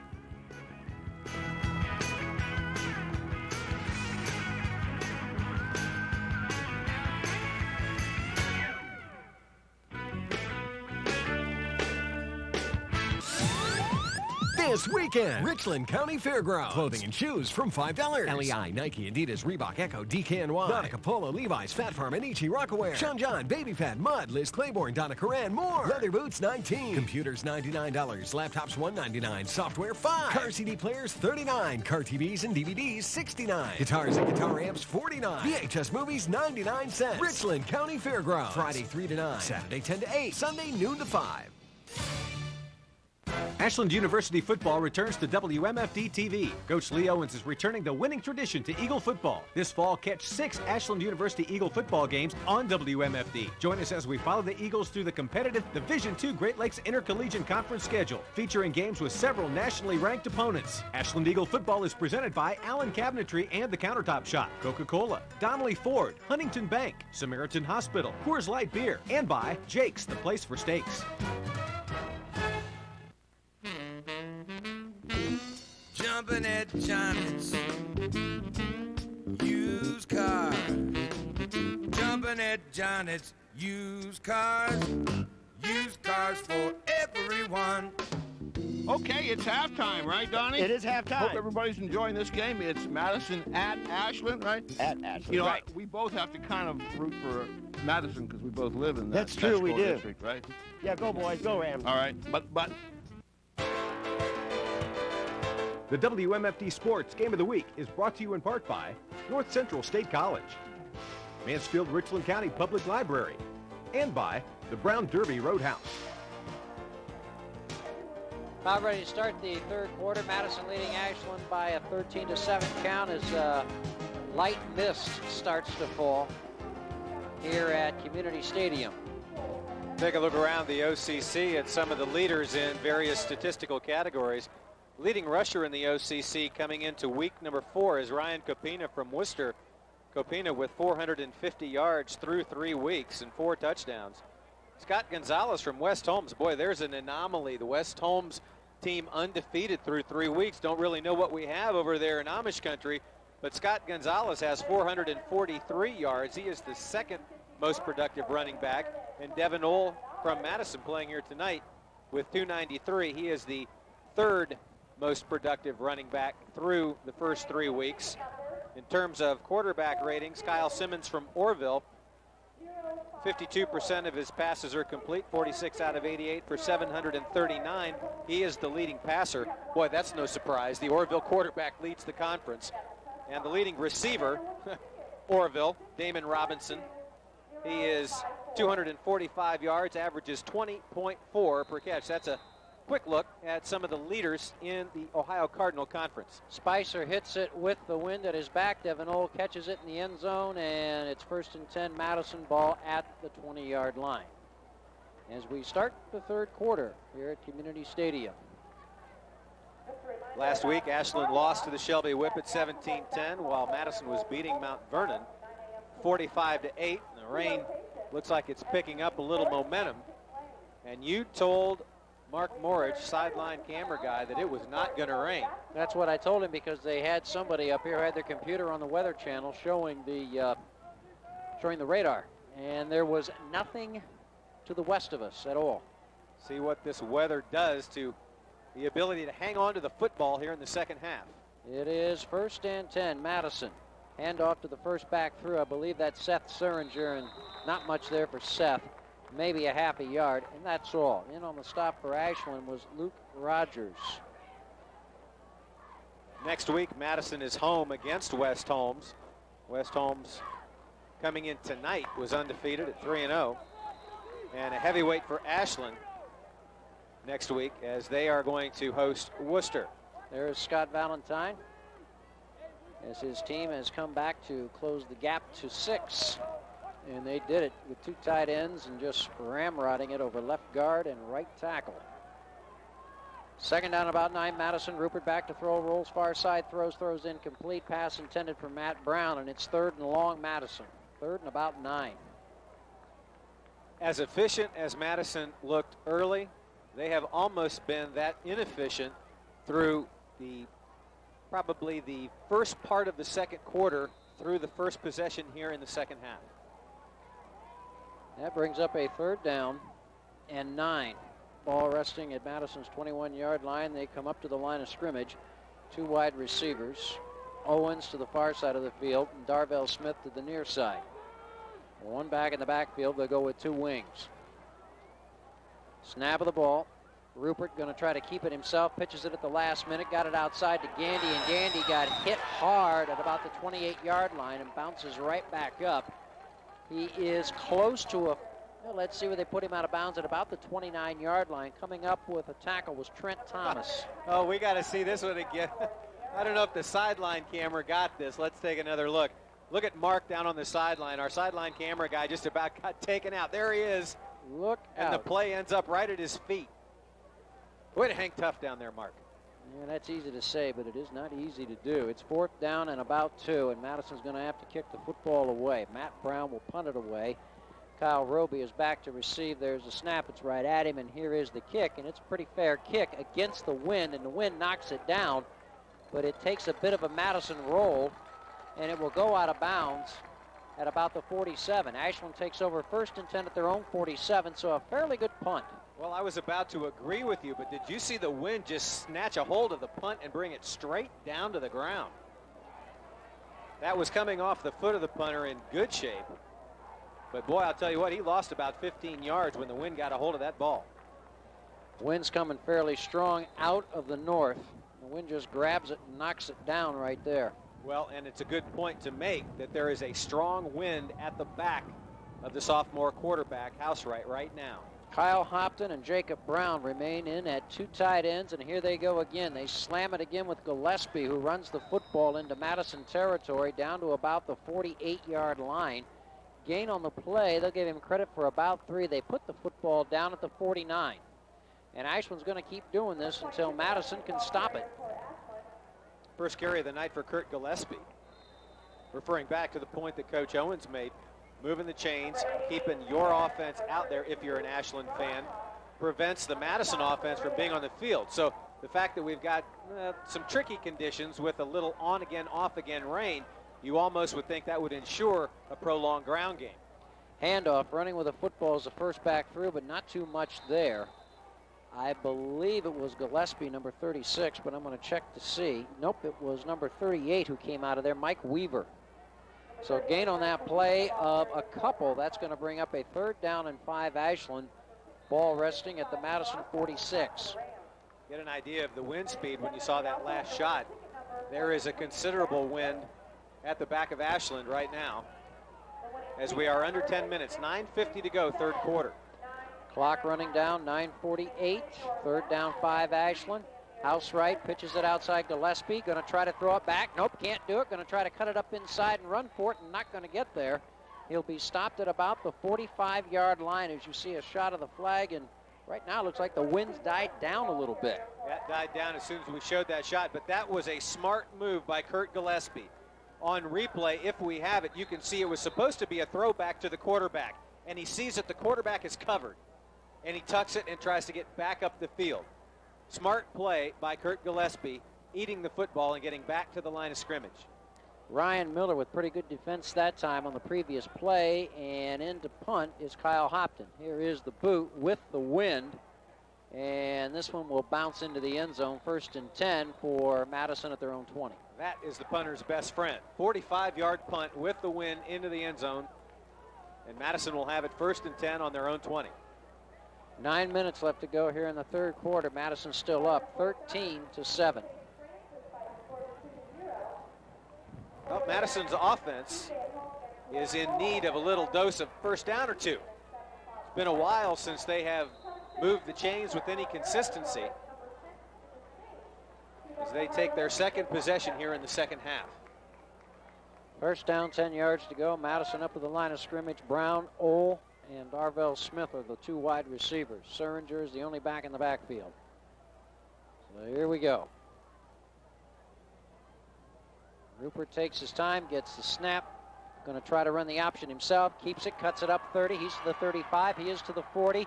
He is to midfield. He is going to run for a Madison touchdown. 20, 15, 10, 5, 4, 3, 2, 1. Touchdown, Madison. I don't see any flags on the field. It will stand 80 yards, 1 play. Quick strike option offense of the Madison Rams. Corey Rupert, 80 yards on 1st and 10 from the 20. That takes the wind right out of your sails, that's for sure. 8:47 left to go on a 3rd quarter clock, and Devin Ole is in to try the extra point. Here's the replay. This is a lot of the same kind of damage he did to Mount Vernon in week 3. Corey Rupert ripped one for 63 yards last week. This time he goes 80 yards. And as soon as he breaks containment in the linebacker zone, he runs through people. Quickness out of number 14. Now Madison will go for 2 and not for 1. Try for 2-point conversion, and Rupert calls timeout. And I think he hung on to that, or I should say, took the timeout because play clock was just about run out, so that'll cost him 5, and instead of a try from the 3, they'd have done it from the 8. We will keep it here till after the try for 2. Next week, we will be at Arlen Field as Mansfield Senior takes on Clear Fork. And I think for Clear Fork, it will be their first visit to Arlen Field since 1989 when they beat Senior High 41-7. And then also tomorrow night, it'll be Grand Valley State and Ashland University at Community Stadium here. 7 p.m. will be the playback Sunday. Midnight will be the playback on Saturday. And Grand Valley State ranked number 2 in the country in Division II. They are defending national champions from last year, correct? No, they are they won the national championship in 02 and in 03. Okay. Lost to North Dakota last year in the third round of the playoffs, 1915, I think. Try for 2. Here we go. Rupert brings him out. It is a 2-point try after the missed extra point on the previous touchdown. Rupert's back to throw. He's looking for Gandy. He throws that way. It's incomplete. So, 8:47 left to go in the third quarter. Madison 19, Ashland 7.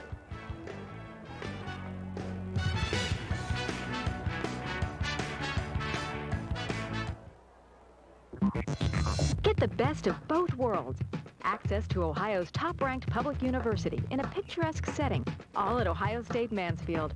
In addition to on-site housing and affordable tuition, you have access to over 170 undergraduate majors taught by distinguished faculty in small classes. It's Big Ten quality in a small college setting. It's Ohio State Mansfield.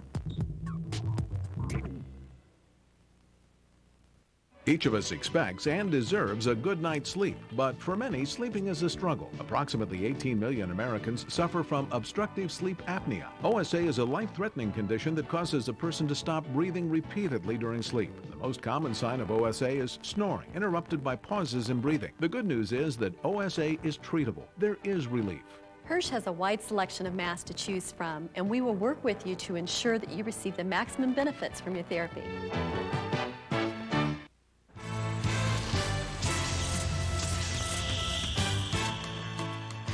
This is WMFD TV Channel 68 and America's first independent digital television station, WMFD Digital Television, Mansfield. Mansfield Sports Station is ESPN 1440 WRGN.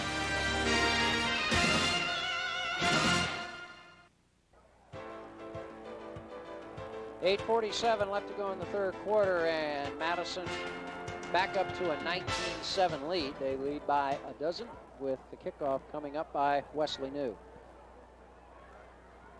He hits it, and it will bounce. No, it won't. It's taken by one of the up men, and coming forward with it, catching it on the fly, was number 6. That's Dan Yalowski. So 1st and 10 for Ashland. Put the football down at about their own 36-yard line. A little pressure now on the Ashland offense. They will definitely need to answer. It felt like the momentum had swung back squarely in favor of the Arrows through the last few minutes of the second quarter and here into the third quarter. But the 80-yard touchdown run by the option quarterback Corey Rupert has put Madison on top now by 2 scores. Brian Hill and Jacob Brown line up as 2 tight ends. 1st and 10 Arrows. Handoff, Haldeman, nope. With the football and a good fake, Housewright. Housewright around the far side, crosses the 40 and is run out of bounds close to his own 45-yard line. Gain on the play, close to a first down. I think it's going to be 2nd and short. Housewright picks up close to 9 yards on the play. 2nd down and short coming. 2nd down at about 1.5 yards.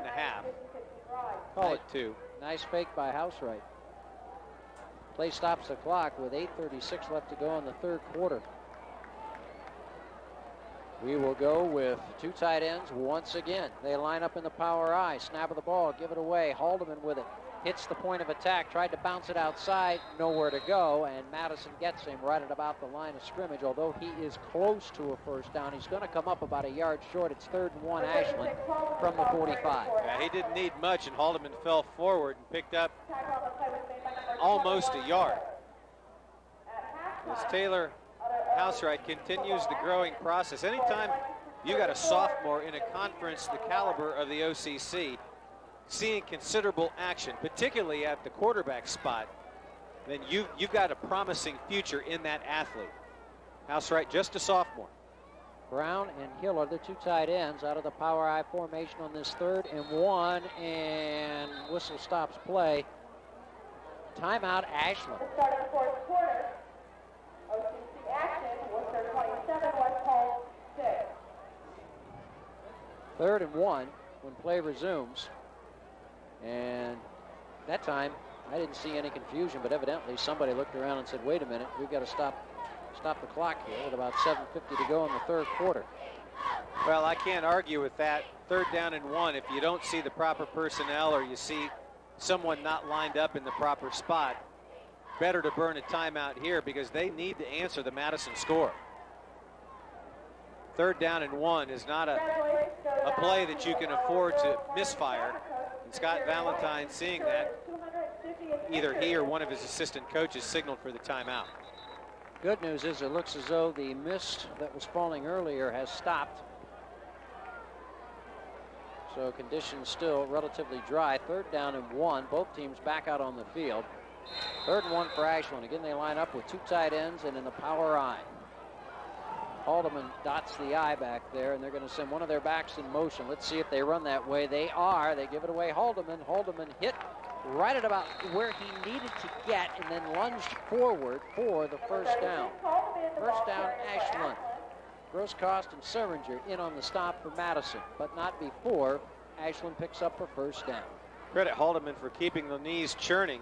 He was stacked up at the line of scrimmage and spun to his right, ended up picking up 3 and 1st down number 5 now for the Ashland offense. They come to the line of scrimmage, two tight ends again. Jacob Brown and Hill, left and right. Power I formation. It's the pitch this time to Haldeman, trying to cut it up inside. Runs into trouble and picks up a couple as he gets right to midfield. Not too much there as he tried to get back outside, couldn't. Tried to cut it up against the green, got a couple.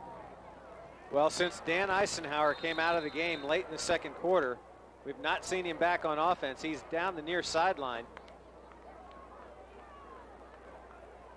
He's got his helmet on, but he has not seen any offensive action here in the 2nd half, and it was running by Eisenhower that keyed the score at the end of the 2nd quarter. Power I formation, two tight ends once again. Give it on the delay a bit to Haldeman, nothing there. We have a flag down, I believe. Let's see. Nope, no flag. It is 3rd down. Loss on the play of about a yard. That's going to bring up 3rd down and about 9. First obvious passing situation. Keep the ball on the ground, if anything, keeps the clock running. But if you're going to do that, then you've got to score if you're down. Let's see what they do here when it's 3rd and a long 9. See if they put the ball in the air. I would think if you're the Madison secondary, you're saying watch that ball fake and the throw to the tight end, because they will go with two tight ends once again in the power I formation. 3rd down and a long 9. Nope, they're going to hand off. Haldeman with it. Lost the football. Who's got it? I think Ashland does. Let's see. And Haldeman, they do. He'll be close to his 1st down and close enough where I think Scott Valentine may think about going for it here on 4th down. Let's see. Haldeman picks up about 7 yards on the play. They're sending in the punting team, so it appears that they will not go for it. So Kyle Hopton comes out, though Madison went for it on 4th and 55. Now that I've seen that, I'm going to call fake punt. You got to watch for it no matter what the down and distance. So it's 4th down and 4, 4th down and 3. Watch the fake punt. Here is Hopton from New Orleans, courtesy of Hurricane Katrina. Gets the snap, turns, kicks. And Matt Brown will catch it at the 12, drop it, pick it up. It's still loose. Ashland, I think, has come up with it. Brown, instead of just falling on it, tried to snatch it up off the ground. And when that happened, well, he got himself into big trouble. Well, let me throw something at the guys in the truck. Let's run that punt back if we have it, guys. See if the punter's knee was on the ground as he fields the punt. See if his knee touches the ground as he fields the punt. We can't tell. That was awfully close. He went down to one knee and runs the risk of the ball being blown dead right there. There you see the other end of the punt, and good news for the Arrows as they get short field opportunity off the Madison turnover. It is first and goal at about the 8-yard line for Ashland. Two tight ends, handoff. Eisenhower hit it about the line of scrimmage, goes forward for maybe a gain of 1, not much more. Look again. Is the left knee on the ground as he fields the ball? Yes, it is. Yes, it is. That he should knee's have been on the ground. down right there. His knee is on the ground. Good work by the guys in the truck. The officials missed it, period. Oh. And Ashland gets the opportunity to draw this one up closer with the short field opportunity at 4 minutes, 30 seconds. Handoff, running with the football is Eisenhower. Eisenhower can't get outside. He's knocked down at the 5. Nice defensive play by Charles Gandy. Oh, boy. Hopton caught that pass from center, and his knee was on the ground. It ought to be 1st and 10 going the other way. Ooh. Back in Ashland territory. Nobody saw it. Nope. 3rd down and goal. 3rd and goal, Ashland from the 5. They go with 2 tight ends, a power I formation. Handoff. Here is Eisenhower again, getting close, but not in. He is stopped short at about the 1-yard line.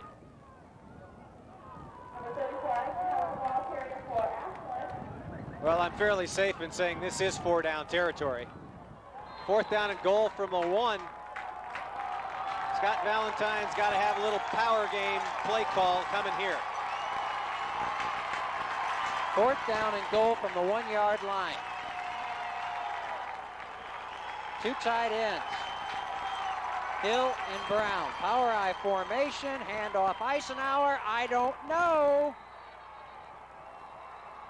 He didn't get there. Ashland is turned away. And they turn it over on downs. The goal line replay right down the goal line. He didn't get close. I mean, it was definitively stopped. Here is the point of attack, and nope. He is stacked up well short of the goal line. He did not get in. So 1st and 10 coming the other way. They'll put the ball down just beyond the 1-yard line, close to the 2. What you don't want to do here is turn it over. Well, big effort by the Madison defense on 4th down. All 11 Rams in the end zone on the play, and they stop Ashland. Handoff, giving it away to Devin Ohl. Devin Ohl gives Madison some breathing room. They get it up to about the 5-yard line for a gain on the play of about 3. That'll bring up a 2nd down and 7 with 2:58 to play here in the 3rd quarter. So the knee touching, I guess, did not come back, or the no call on the knee touching didn't come back to haunt him. That really becomes a non-factor. Had Ashland gotten into the end zone by the time Madison fans saw the replay on the game of the week, they might have been hollering about that one, but I don't think you can say much at this point. 2nd and 7, handoff, running with a football, getting across the 10 up to about the 9-yard line is Devin Ohl. And there is a flag down. Let's see what this is about. Personal foul, Ashland. So that's an automatic 1st down. And Ohl was going to be about 2 yards short. He picked up about 5 on the play. And it's a dead ball foul after the play. Picks up 1st down number 6 for Madison. 1st down, 10 yards to go, Madison, and that's a break. So it is 1st down and 10. And now they're out at about the 24-yard line, which is much better than, if you're a Ram fan, than being just beyond the 1. It's only the 2nd penalty against Ashland. Clock moving, 2 minutes, 26 seconds and counting here in the 3rd quarter. Matt Brown split to the far side of the field. 3 backs in the backfield. Giving it is Devin Ohl. Ohl turns a corner 30. He is off to the races up the far side, and a nice tackle at about the 45 on the far sideline. I believe that was Brandon Harris who made the tackle over there. Let's see as Devin Ohl gets the handoff and gets good yardage. That's like hitting the safety barrier at 35 miles an hour. He's going to come to a stop right now. 20 yards and no more. 1st and 10, Madison. Football down at the 45, and the clock is stopped with 2:06 left. Official timeout. Hip pad came out of somebody's uniform. I thought those things were in, as they used to say, a girdle that wrapped around your hips. He's just got them in there a piece at a time. Well, I'm sure he's got the girdle there, and that pad probably was ripped out. Fits down in a slot. Now we're back and ready to go. 1st and 10, Madison, under 2 minutes to go here in the 3rd quarter. Mitch Owens to the far side of the field. Jacob Mario lines up tight to the left side. 3 backs in the backfield. Rupert gets the snap. He turns, hands off to Devin Ohl, and he's met right at about the line of scrimmage. Nothing there. It's Cable Girl wearing the homecoming crown. She's outdone herself tonight. Just when you thought she could dance, last week she directed the band. And then I actually said, what are you going to do to top that? She said, oh, you just wait and see. Well, she kind of fits in there. She sits with the homecoming queen and takes her crown. They had to get a shot of the guy wearing the crown for who's the homecoming king. I'm sure he's a good guy, but I got to tell you, he looks like the guy from the Burger King commercial. You know, that guy that's constantly smiling? Okay, 2nd down and about 9 for Madison. Football about their own 46. Rupert gives it away. Devin Ohl trying to pick his way and tries to go around the outside. Isn't going to be able to do so. And there he is. Yeah. Now the homecoming king, does he get to pick? Does he automatically go to homecoming with the homecoming queen? Is that how that works? I don't know. Yeah, does he? I wonder if he does that. Is that what happens? You know? Yeah, that's what we need to find out. Have Mark ask him if he now goes with the homecoming queen to homecoming. Yeah, I'm curious. Back when I was in school, we didn't have homecoming kings. We just had homecoming queens. No, that's the way I remember it. So this is a little new. Did you get to sign legislation in school since you're absolute dictator? That's what a king is. It's 3rd down and 10. Rupert's back to throw. He steps up. He's trying to get away. Rolls away from the pressure and throws. Steele's got it. Steele fumbles the football forward, I believe, and I think on the fumble, let's see. Flag is down. Now listen to this while we have time. We have a penalty. The Ashland homecoming king is not going to the dance with the homecoming queen. He's going to the Ashland homecoming dance with a Madison cheerleader. Okay. I think we may have ineligible man downfield on this penalty. One of the Madison linemen got himself a little rambunctious and went beyond the line of scrimmage. Let's see. Find out after the play call. Okay, find out who the queen's going with. We want to know that. How did this turn into who's going out with who? It's a football game. We've got a little downtime. 17 seconds left to go here in the quarter. Ineligible man downfield. If Ashland accepts, which I think they probably will, then they'll march it off, and that's loss of down, and Madison's probably going to have to punt the football away. We now know that the homecoming queen for Ashland is actually going to the dance with number 19, Kyle Roby, on the football team. Well, So now we've got the dating game all figured out. Thank you very much. Excuse me, it is 3rd down. It'll be 3rd and 10. Meantime, they're going to stop the clock again. For crying out loud.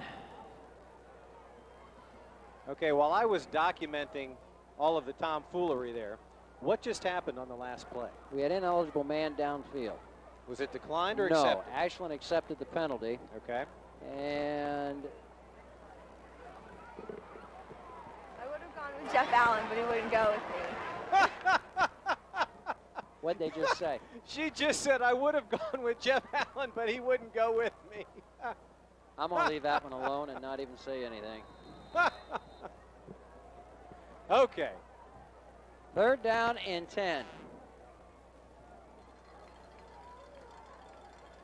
Mitch Owens split to the near side, and I think the quarter's going to come to an end. It will, or will it? Nope, they tried to run a play, and a flag goes down. illegal procedure against Madison.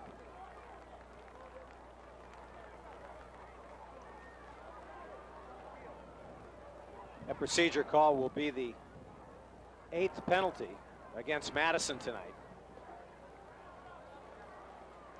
3rd down and 10. 75 yards the wrong direction. There's 19. That's Kyle Ruby.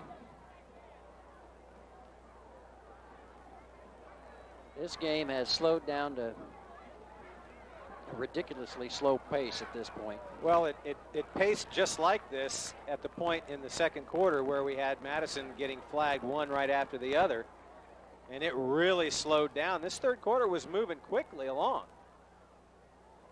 But boy, it did slow down here as we come to the final 2.9 seconds. And now 2 officials are on the Ashland sideline talking with Scott Valentine about what I don't know as we continue to have a Senate Judiciary Committee hearing about the rules of football. And they have not yet marked off the penalty yardage against Madison. Down and distance markers still say 3rd down and 10, but it's about to be 3rd down and 15. Now they'll move it back, and it'll go to just beyond the 40, where it is 3rd and 15.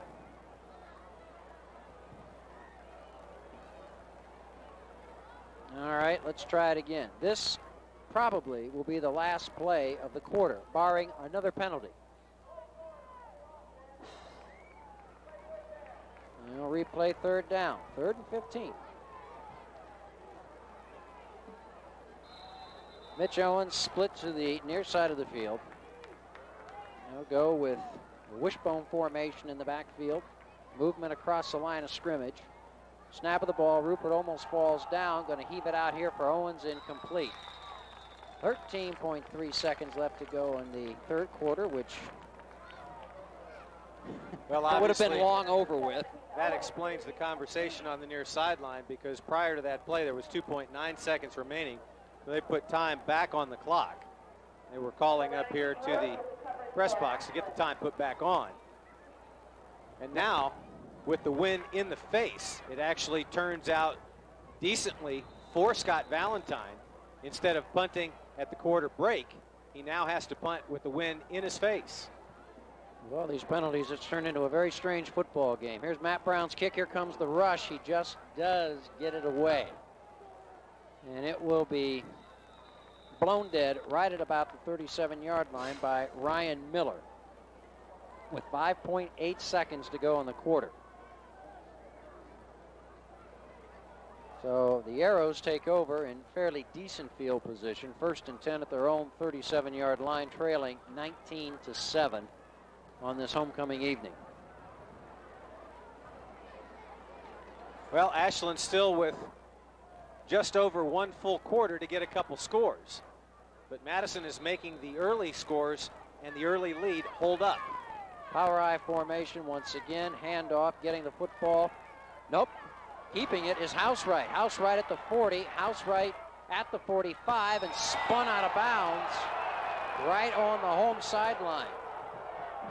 The hometown fans and the Ashland coaching staff want a penalty called, but they're not going to get it.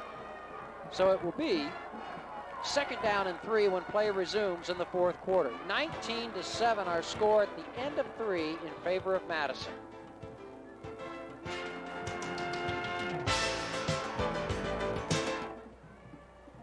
At People's Savings and Loan Company of Bucyrus, they want to make your banking as pleasant and comfortable as possible. With extra-wide drive-thrus, a covered ATM, rear-covered entrance, a handicapped inside teller window, and plenty of convenient parking, they make it easy to visit their brand-new location. Stop by to visit one of their friendly loan offices and ask John or Steve to show you how locally owned and operated People's Savings and Loan Corporation can make a difference. This weekend, Richland County Fairgrounds. Clothing and shoes from $5. LEI, Nike, Adidas, Reebok, Echo, DKNY, Nautica, Polo, Levi's, Anichi, Hilfiger, Abercrombie & Fitch, Rockaware, Mudd, Apple Bottom, Dickies, more. Leather jackets, $49. Timberland boots, $49. Jewelry and watches, $5. Perfume to 80% off. Computers, $99. Laptops, $199. CD burners, $19. DVD burners, $49. Software, $5. PS2, GameCube, Xbox games, $10. Richland County Fairgrounds. Friday, 3 to 9. Saturday, 10 to 8. Sunday, noon to 5. The WMFD Sports Game of the Week is being brought to you in part by People's Savings and Loan Company, Johnny Johnson Sports, B-Drive System of North Central Ohio, and by Play It Again Sports. Ready to start the fourth and final quarter. Ashland with a football, looking at a second down and about 2. Second and 2, ball resting at their 46. As soon as they get the chains set, we'll get things going. Well, Taylor Housewright may be forced to do a little more passing here in the fourth quarter than he's done through 3 quarters, where he was 1 out of 6 for 14 yards, but the 14-yarder was to the tight end Jacob Brown for the touchdown. Power I formation, they give it away. Running with a football is Gillespie, and Curt Gillespie did not get much at all. Gillespie stacked up right at the line of scrimmage. Virtually no gain. Just when the Ashland offense began to get untracked, it was because of the hard running and the blocking up front, but the running of Dan Eisenhower. Eisenhower has not been in the game on offense in the second half. Third down and about 1. He hurt the right wrist at the end of the second quarter. 3rd and 1, 2 tight ends, power I formation. Snap of the ball. Here's the pitch. Here's Gillespie trying to get his first down. He is going to be close, and I believe he does have it. So it is 1st and 10 Ashland. One of the first guys to hit him for the Rams was Brian Paraska. But not before. The Arrows hang on to the football with 11:14 to play, trailing by a dozen. Paraska, a very active linebacker. He is the 2nd leading tackler on this Ram team coming in tonight. So between Paraska and Seringer, you could stack those 2 linebackers up against any pair in the conference. Here we go. 1st down and 10 Ashland. Ball's at their own 49. They'll go with 2 tight ends again. Send a runner in motion. Snap of the ball. Housewright give it away to Gillespie trying to get outside. Breaks a tackle. Crosses the 45 and gets down to the 42. Paraska again on the stop. Good yardage on 1st down. Biggest run of the night for Curt Gillespie. Follows his blocker well, runs at an angle off that block over the right tackle, picks up 9 yards, brings up 2nd down and short. 10:29 to go, and the Arrows need 2 scores. Luke Rogers was the man they sent in motion, and they ran to his motion.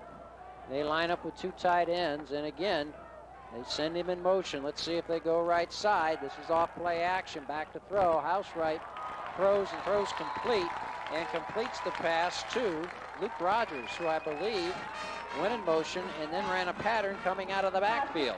So it's 1st and 10 for the Ashland Arrows. Put the football down at the Madison 32 with 10:10 left to play in the game. First catch of the night for Luke Rogers, good for 11 yards.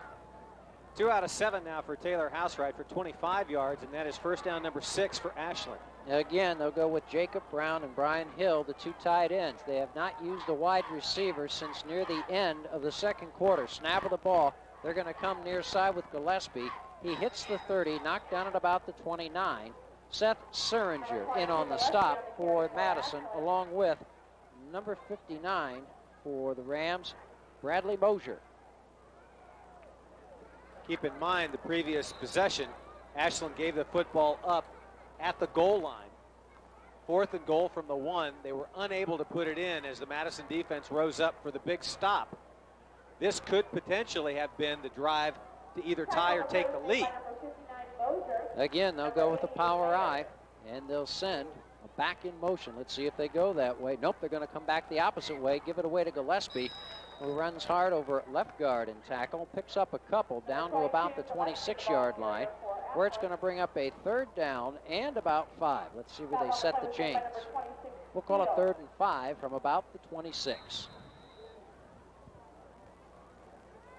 Well, your comment about not running any wideouts and bringing him in with double tights and running a full house backfield a lot of the time, I mean, that's simply challenging the defense. That's man-on-man power running against power defense. Look at 11 guys basically in the box for Madison. Power eye again. They send Rogers in motion. He cheats to the right. Rolling out is Housewright. Housewright will keep it himself, not get his first down, and get to about the 25-yard line. Gain on the play, minimal. That's going to bring up a 4th down and about 4. Roll out to the right by Housewright. The only problem is when you got double tights and nobody out in pass pattern, you've got one option, not two. 4th down and 4. 8 minutes to play here in the 4th quarter. 19-7 in favor of the Madison Rams. Here we go. 4th and 4. 2 tight ends again. Housewright fumbled the ball, and Madison holds on downs.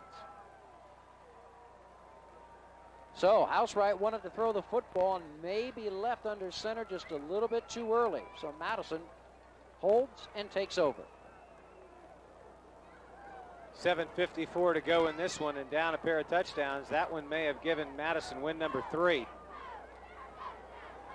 Ram offense back out onto the field. Corey Rupert simply needs to sustain what could be the last Madison drive of the night, pick up a few first downs, force Ashland into the remaining timeouts.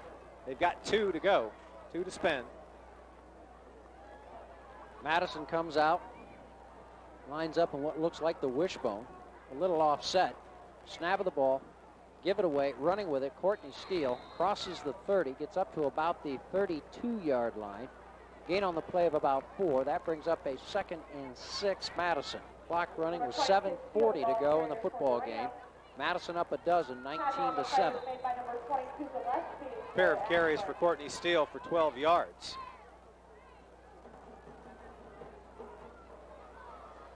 This is the opener in the Ohio Cardinal Conference, so the winner here in the driver's seat, along with 3 other teams who will get conference wins tonight. Smith split to the far side. Madial tight to the near side. Snap of the ball, getting it's Devin Ohl. Devin Ohl almost got to the 35 before he's hit and driven back by a whole bunch of black jerseys. One of the first to hit him was number 42, Trent Thomas. That's 3 consecutive carries by Devin Ohl where he has been stacked at the line of scrimmage for virtually no gain. 2 in the previous series, and this the first one in this particular series. 3rd down, and we'll call it a short 5. Brown is split to the far side of the field. Madial is tight at right end. Rupert takes his time. Clock winding down to 6:30 left to play in the game. Snap of the ball. Rupert options outside, pitches it to Steele. Steele has a first down up to about the 44-yard line. So 1st and 10 Madison, as they will stop the clock to move the chains. And Madison hangs on to the football and keeps it away from Ashland. And more importantly now, the clock becomes the ally of the guys in the green helmets. Madison has played turnover-free football on offense because the one fumble they have tonight's been on special teams. And you can see the danger in the option offense. Rupert takes a lick before he dishes off, but getting good yardage and another first down for Madison. First down number 8. Nice job of blocking by the wide receiver, Matt Brown, to give Steele a little bit of a cushion out there as he turned the corner. 1st and 10 Madison from the 44. Rupert's going to try to keep it himself. He's to midfield. He pitches outside. Devin Ohl's got it at the 40. He's to the 35. He's to the 30 and run down at the 27. First down, 10 yards to go for the Madison Rams. Running him down once again on the 42 is Trent Thomas. Here's the replay. 27-yard gain and a nice job of patience, allowing the play to develop by Rupert. And he dishes to Ohl, and Ohl picks up an additional 15 yards. 27 in all. Brandon Harris also in on the stop that time for Ashland. 5 minutes, 40 seconds to play in the football game. Madison comes to the line of scrimmage. Madial tight at left end. Split to the near side is Darvell Smith. They get set. Snap of the ball. Give it away. Devin Ohl at the 20. Devin Ohl to the 15. Devin Ohl to the 10. And they finally stop him there. They're going to call him down at the 11-yard line. Another Madison first down. Gillespie, one of the many in on the stop for Ashland, as they will stop the clock to move the chains. And one more touchdown will put this one away. 9th first down of the night for the Madison Rams, and Devin Ohl is putting a good night in the books. 11 carries, 82 yards. That goes with his effort last week where he rushed for 153 yards. He had 2 rushing touchdowns last week against Mount Vernon, 1 receiving touchdown, and he kicked a 30-yard field goal last week. Devin Ohl is the leading scorer in the OCC. Handoff running with the football's Ohl. 5, 4, 3, 2, 1. Fumbled the ball at the 1-yard line, did he, or was he down? Official says he was down. I think he was pointing to the ground as though you're down, not that he fumbled. Pickup of about 10. Let's see if the ball does come loose at the end of the play. Devin Ohl, the leading scorer in the conference and the 3rd leading rusher, looking for a crease to get to the goal line. Takes a lick right there at about the 3-yard line, but does hang on to the football. And ground causes the fumble, so that can't be a turnover. His elbow was right on the goal line. That looked like a touchdown. But as it is, it will be 2nd down inside the 5 at about the 1. Snap of the ball, give it away, running with it Devin Ohl into the end zone. Touchdown Madison. And now the Rams lead 25-7 with 4:15 remaining in the contest. It's almost an unfair advantage that we have sometimes up here in the booth where we get such good shots and have the opportunity to look at replay again and again and again. But you're right, the elbow did look like it was on the goal line, but then the ensuing play, Devin Ohl just waltzes right into the end zone. Went over the right side, good blocking on that side, found the crease and just went in standing up. So Corey Rupert will hold, and Devin Ohl will try to tack on the extra point after scoring 6, kind of like the whipped cream on top of pumpkin pie. There's a bunch of pies up here in the press box. I don't know if there's any pumpkin, but saw some cherry and some blueberry. Snap, set, kick up, it's good. So Madison leads it with 4:15 to play. Rams 26, Ashland 7.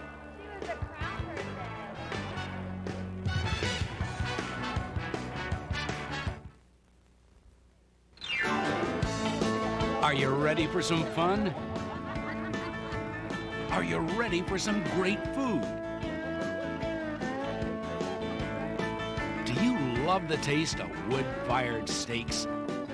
Then round up your friends and come on down to Brown Derby Roadhouse, where you'll grab a handful of good times.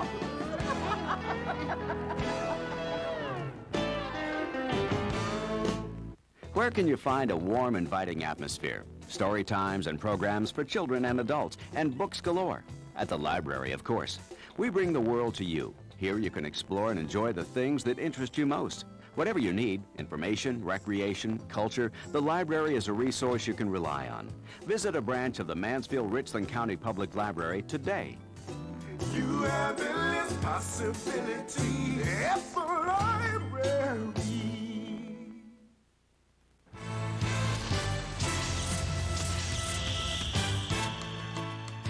This is WMFD TV Channel 68 and America's first independent digital television station, WMFD Digital Television, Mansfield.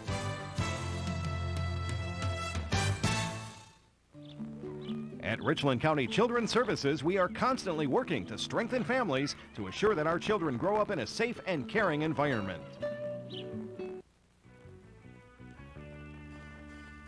4:15 left to play in the contest. Rams, unless there's a miraculous Ashland comeback here, are going to improve to 3-1 and 1-0 in the Ohio Cardinal Conference. With 4:15 left, they lead the Arrows 26-7 here at Community Stadium. And they're going to give fits to OCC defenses because when this option offense is working, it's very, very difficult to defend. Wesley New to kick off. He approaches the ball from about 6 yards away. This one's returnable. Here's Gillespie at the 15, up to the 20, up to the 25. He's to the 30. He is up to the 40. He is across the 45, I believe, where it'll be 1st and 10 Ashland. Gillespie with a return that's just what the doctor ordered with 4:08 to go. It's a pretty tall hill to climb, but Big plays on return, setting up short field situations. Certainly never a bad thing. 4:08 to go, and now 3 touchdowns are that's the requirement for the Ashland offense. They will not go with 2 tight ends this time. They're going to spread it out. Spicer and number 11, Andy Wheeler, are the wide receivers to the near side. Now we've got confusion, and Housewright isn't sure what's going on out there, so the Arrow offense takes timeout. We have 10 guys on the field. Somebody's supposed to be on the field, and they're not there. Let us take time. 4:08 left to play in the football game. Rams lead it 26-7. We'll be back.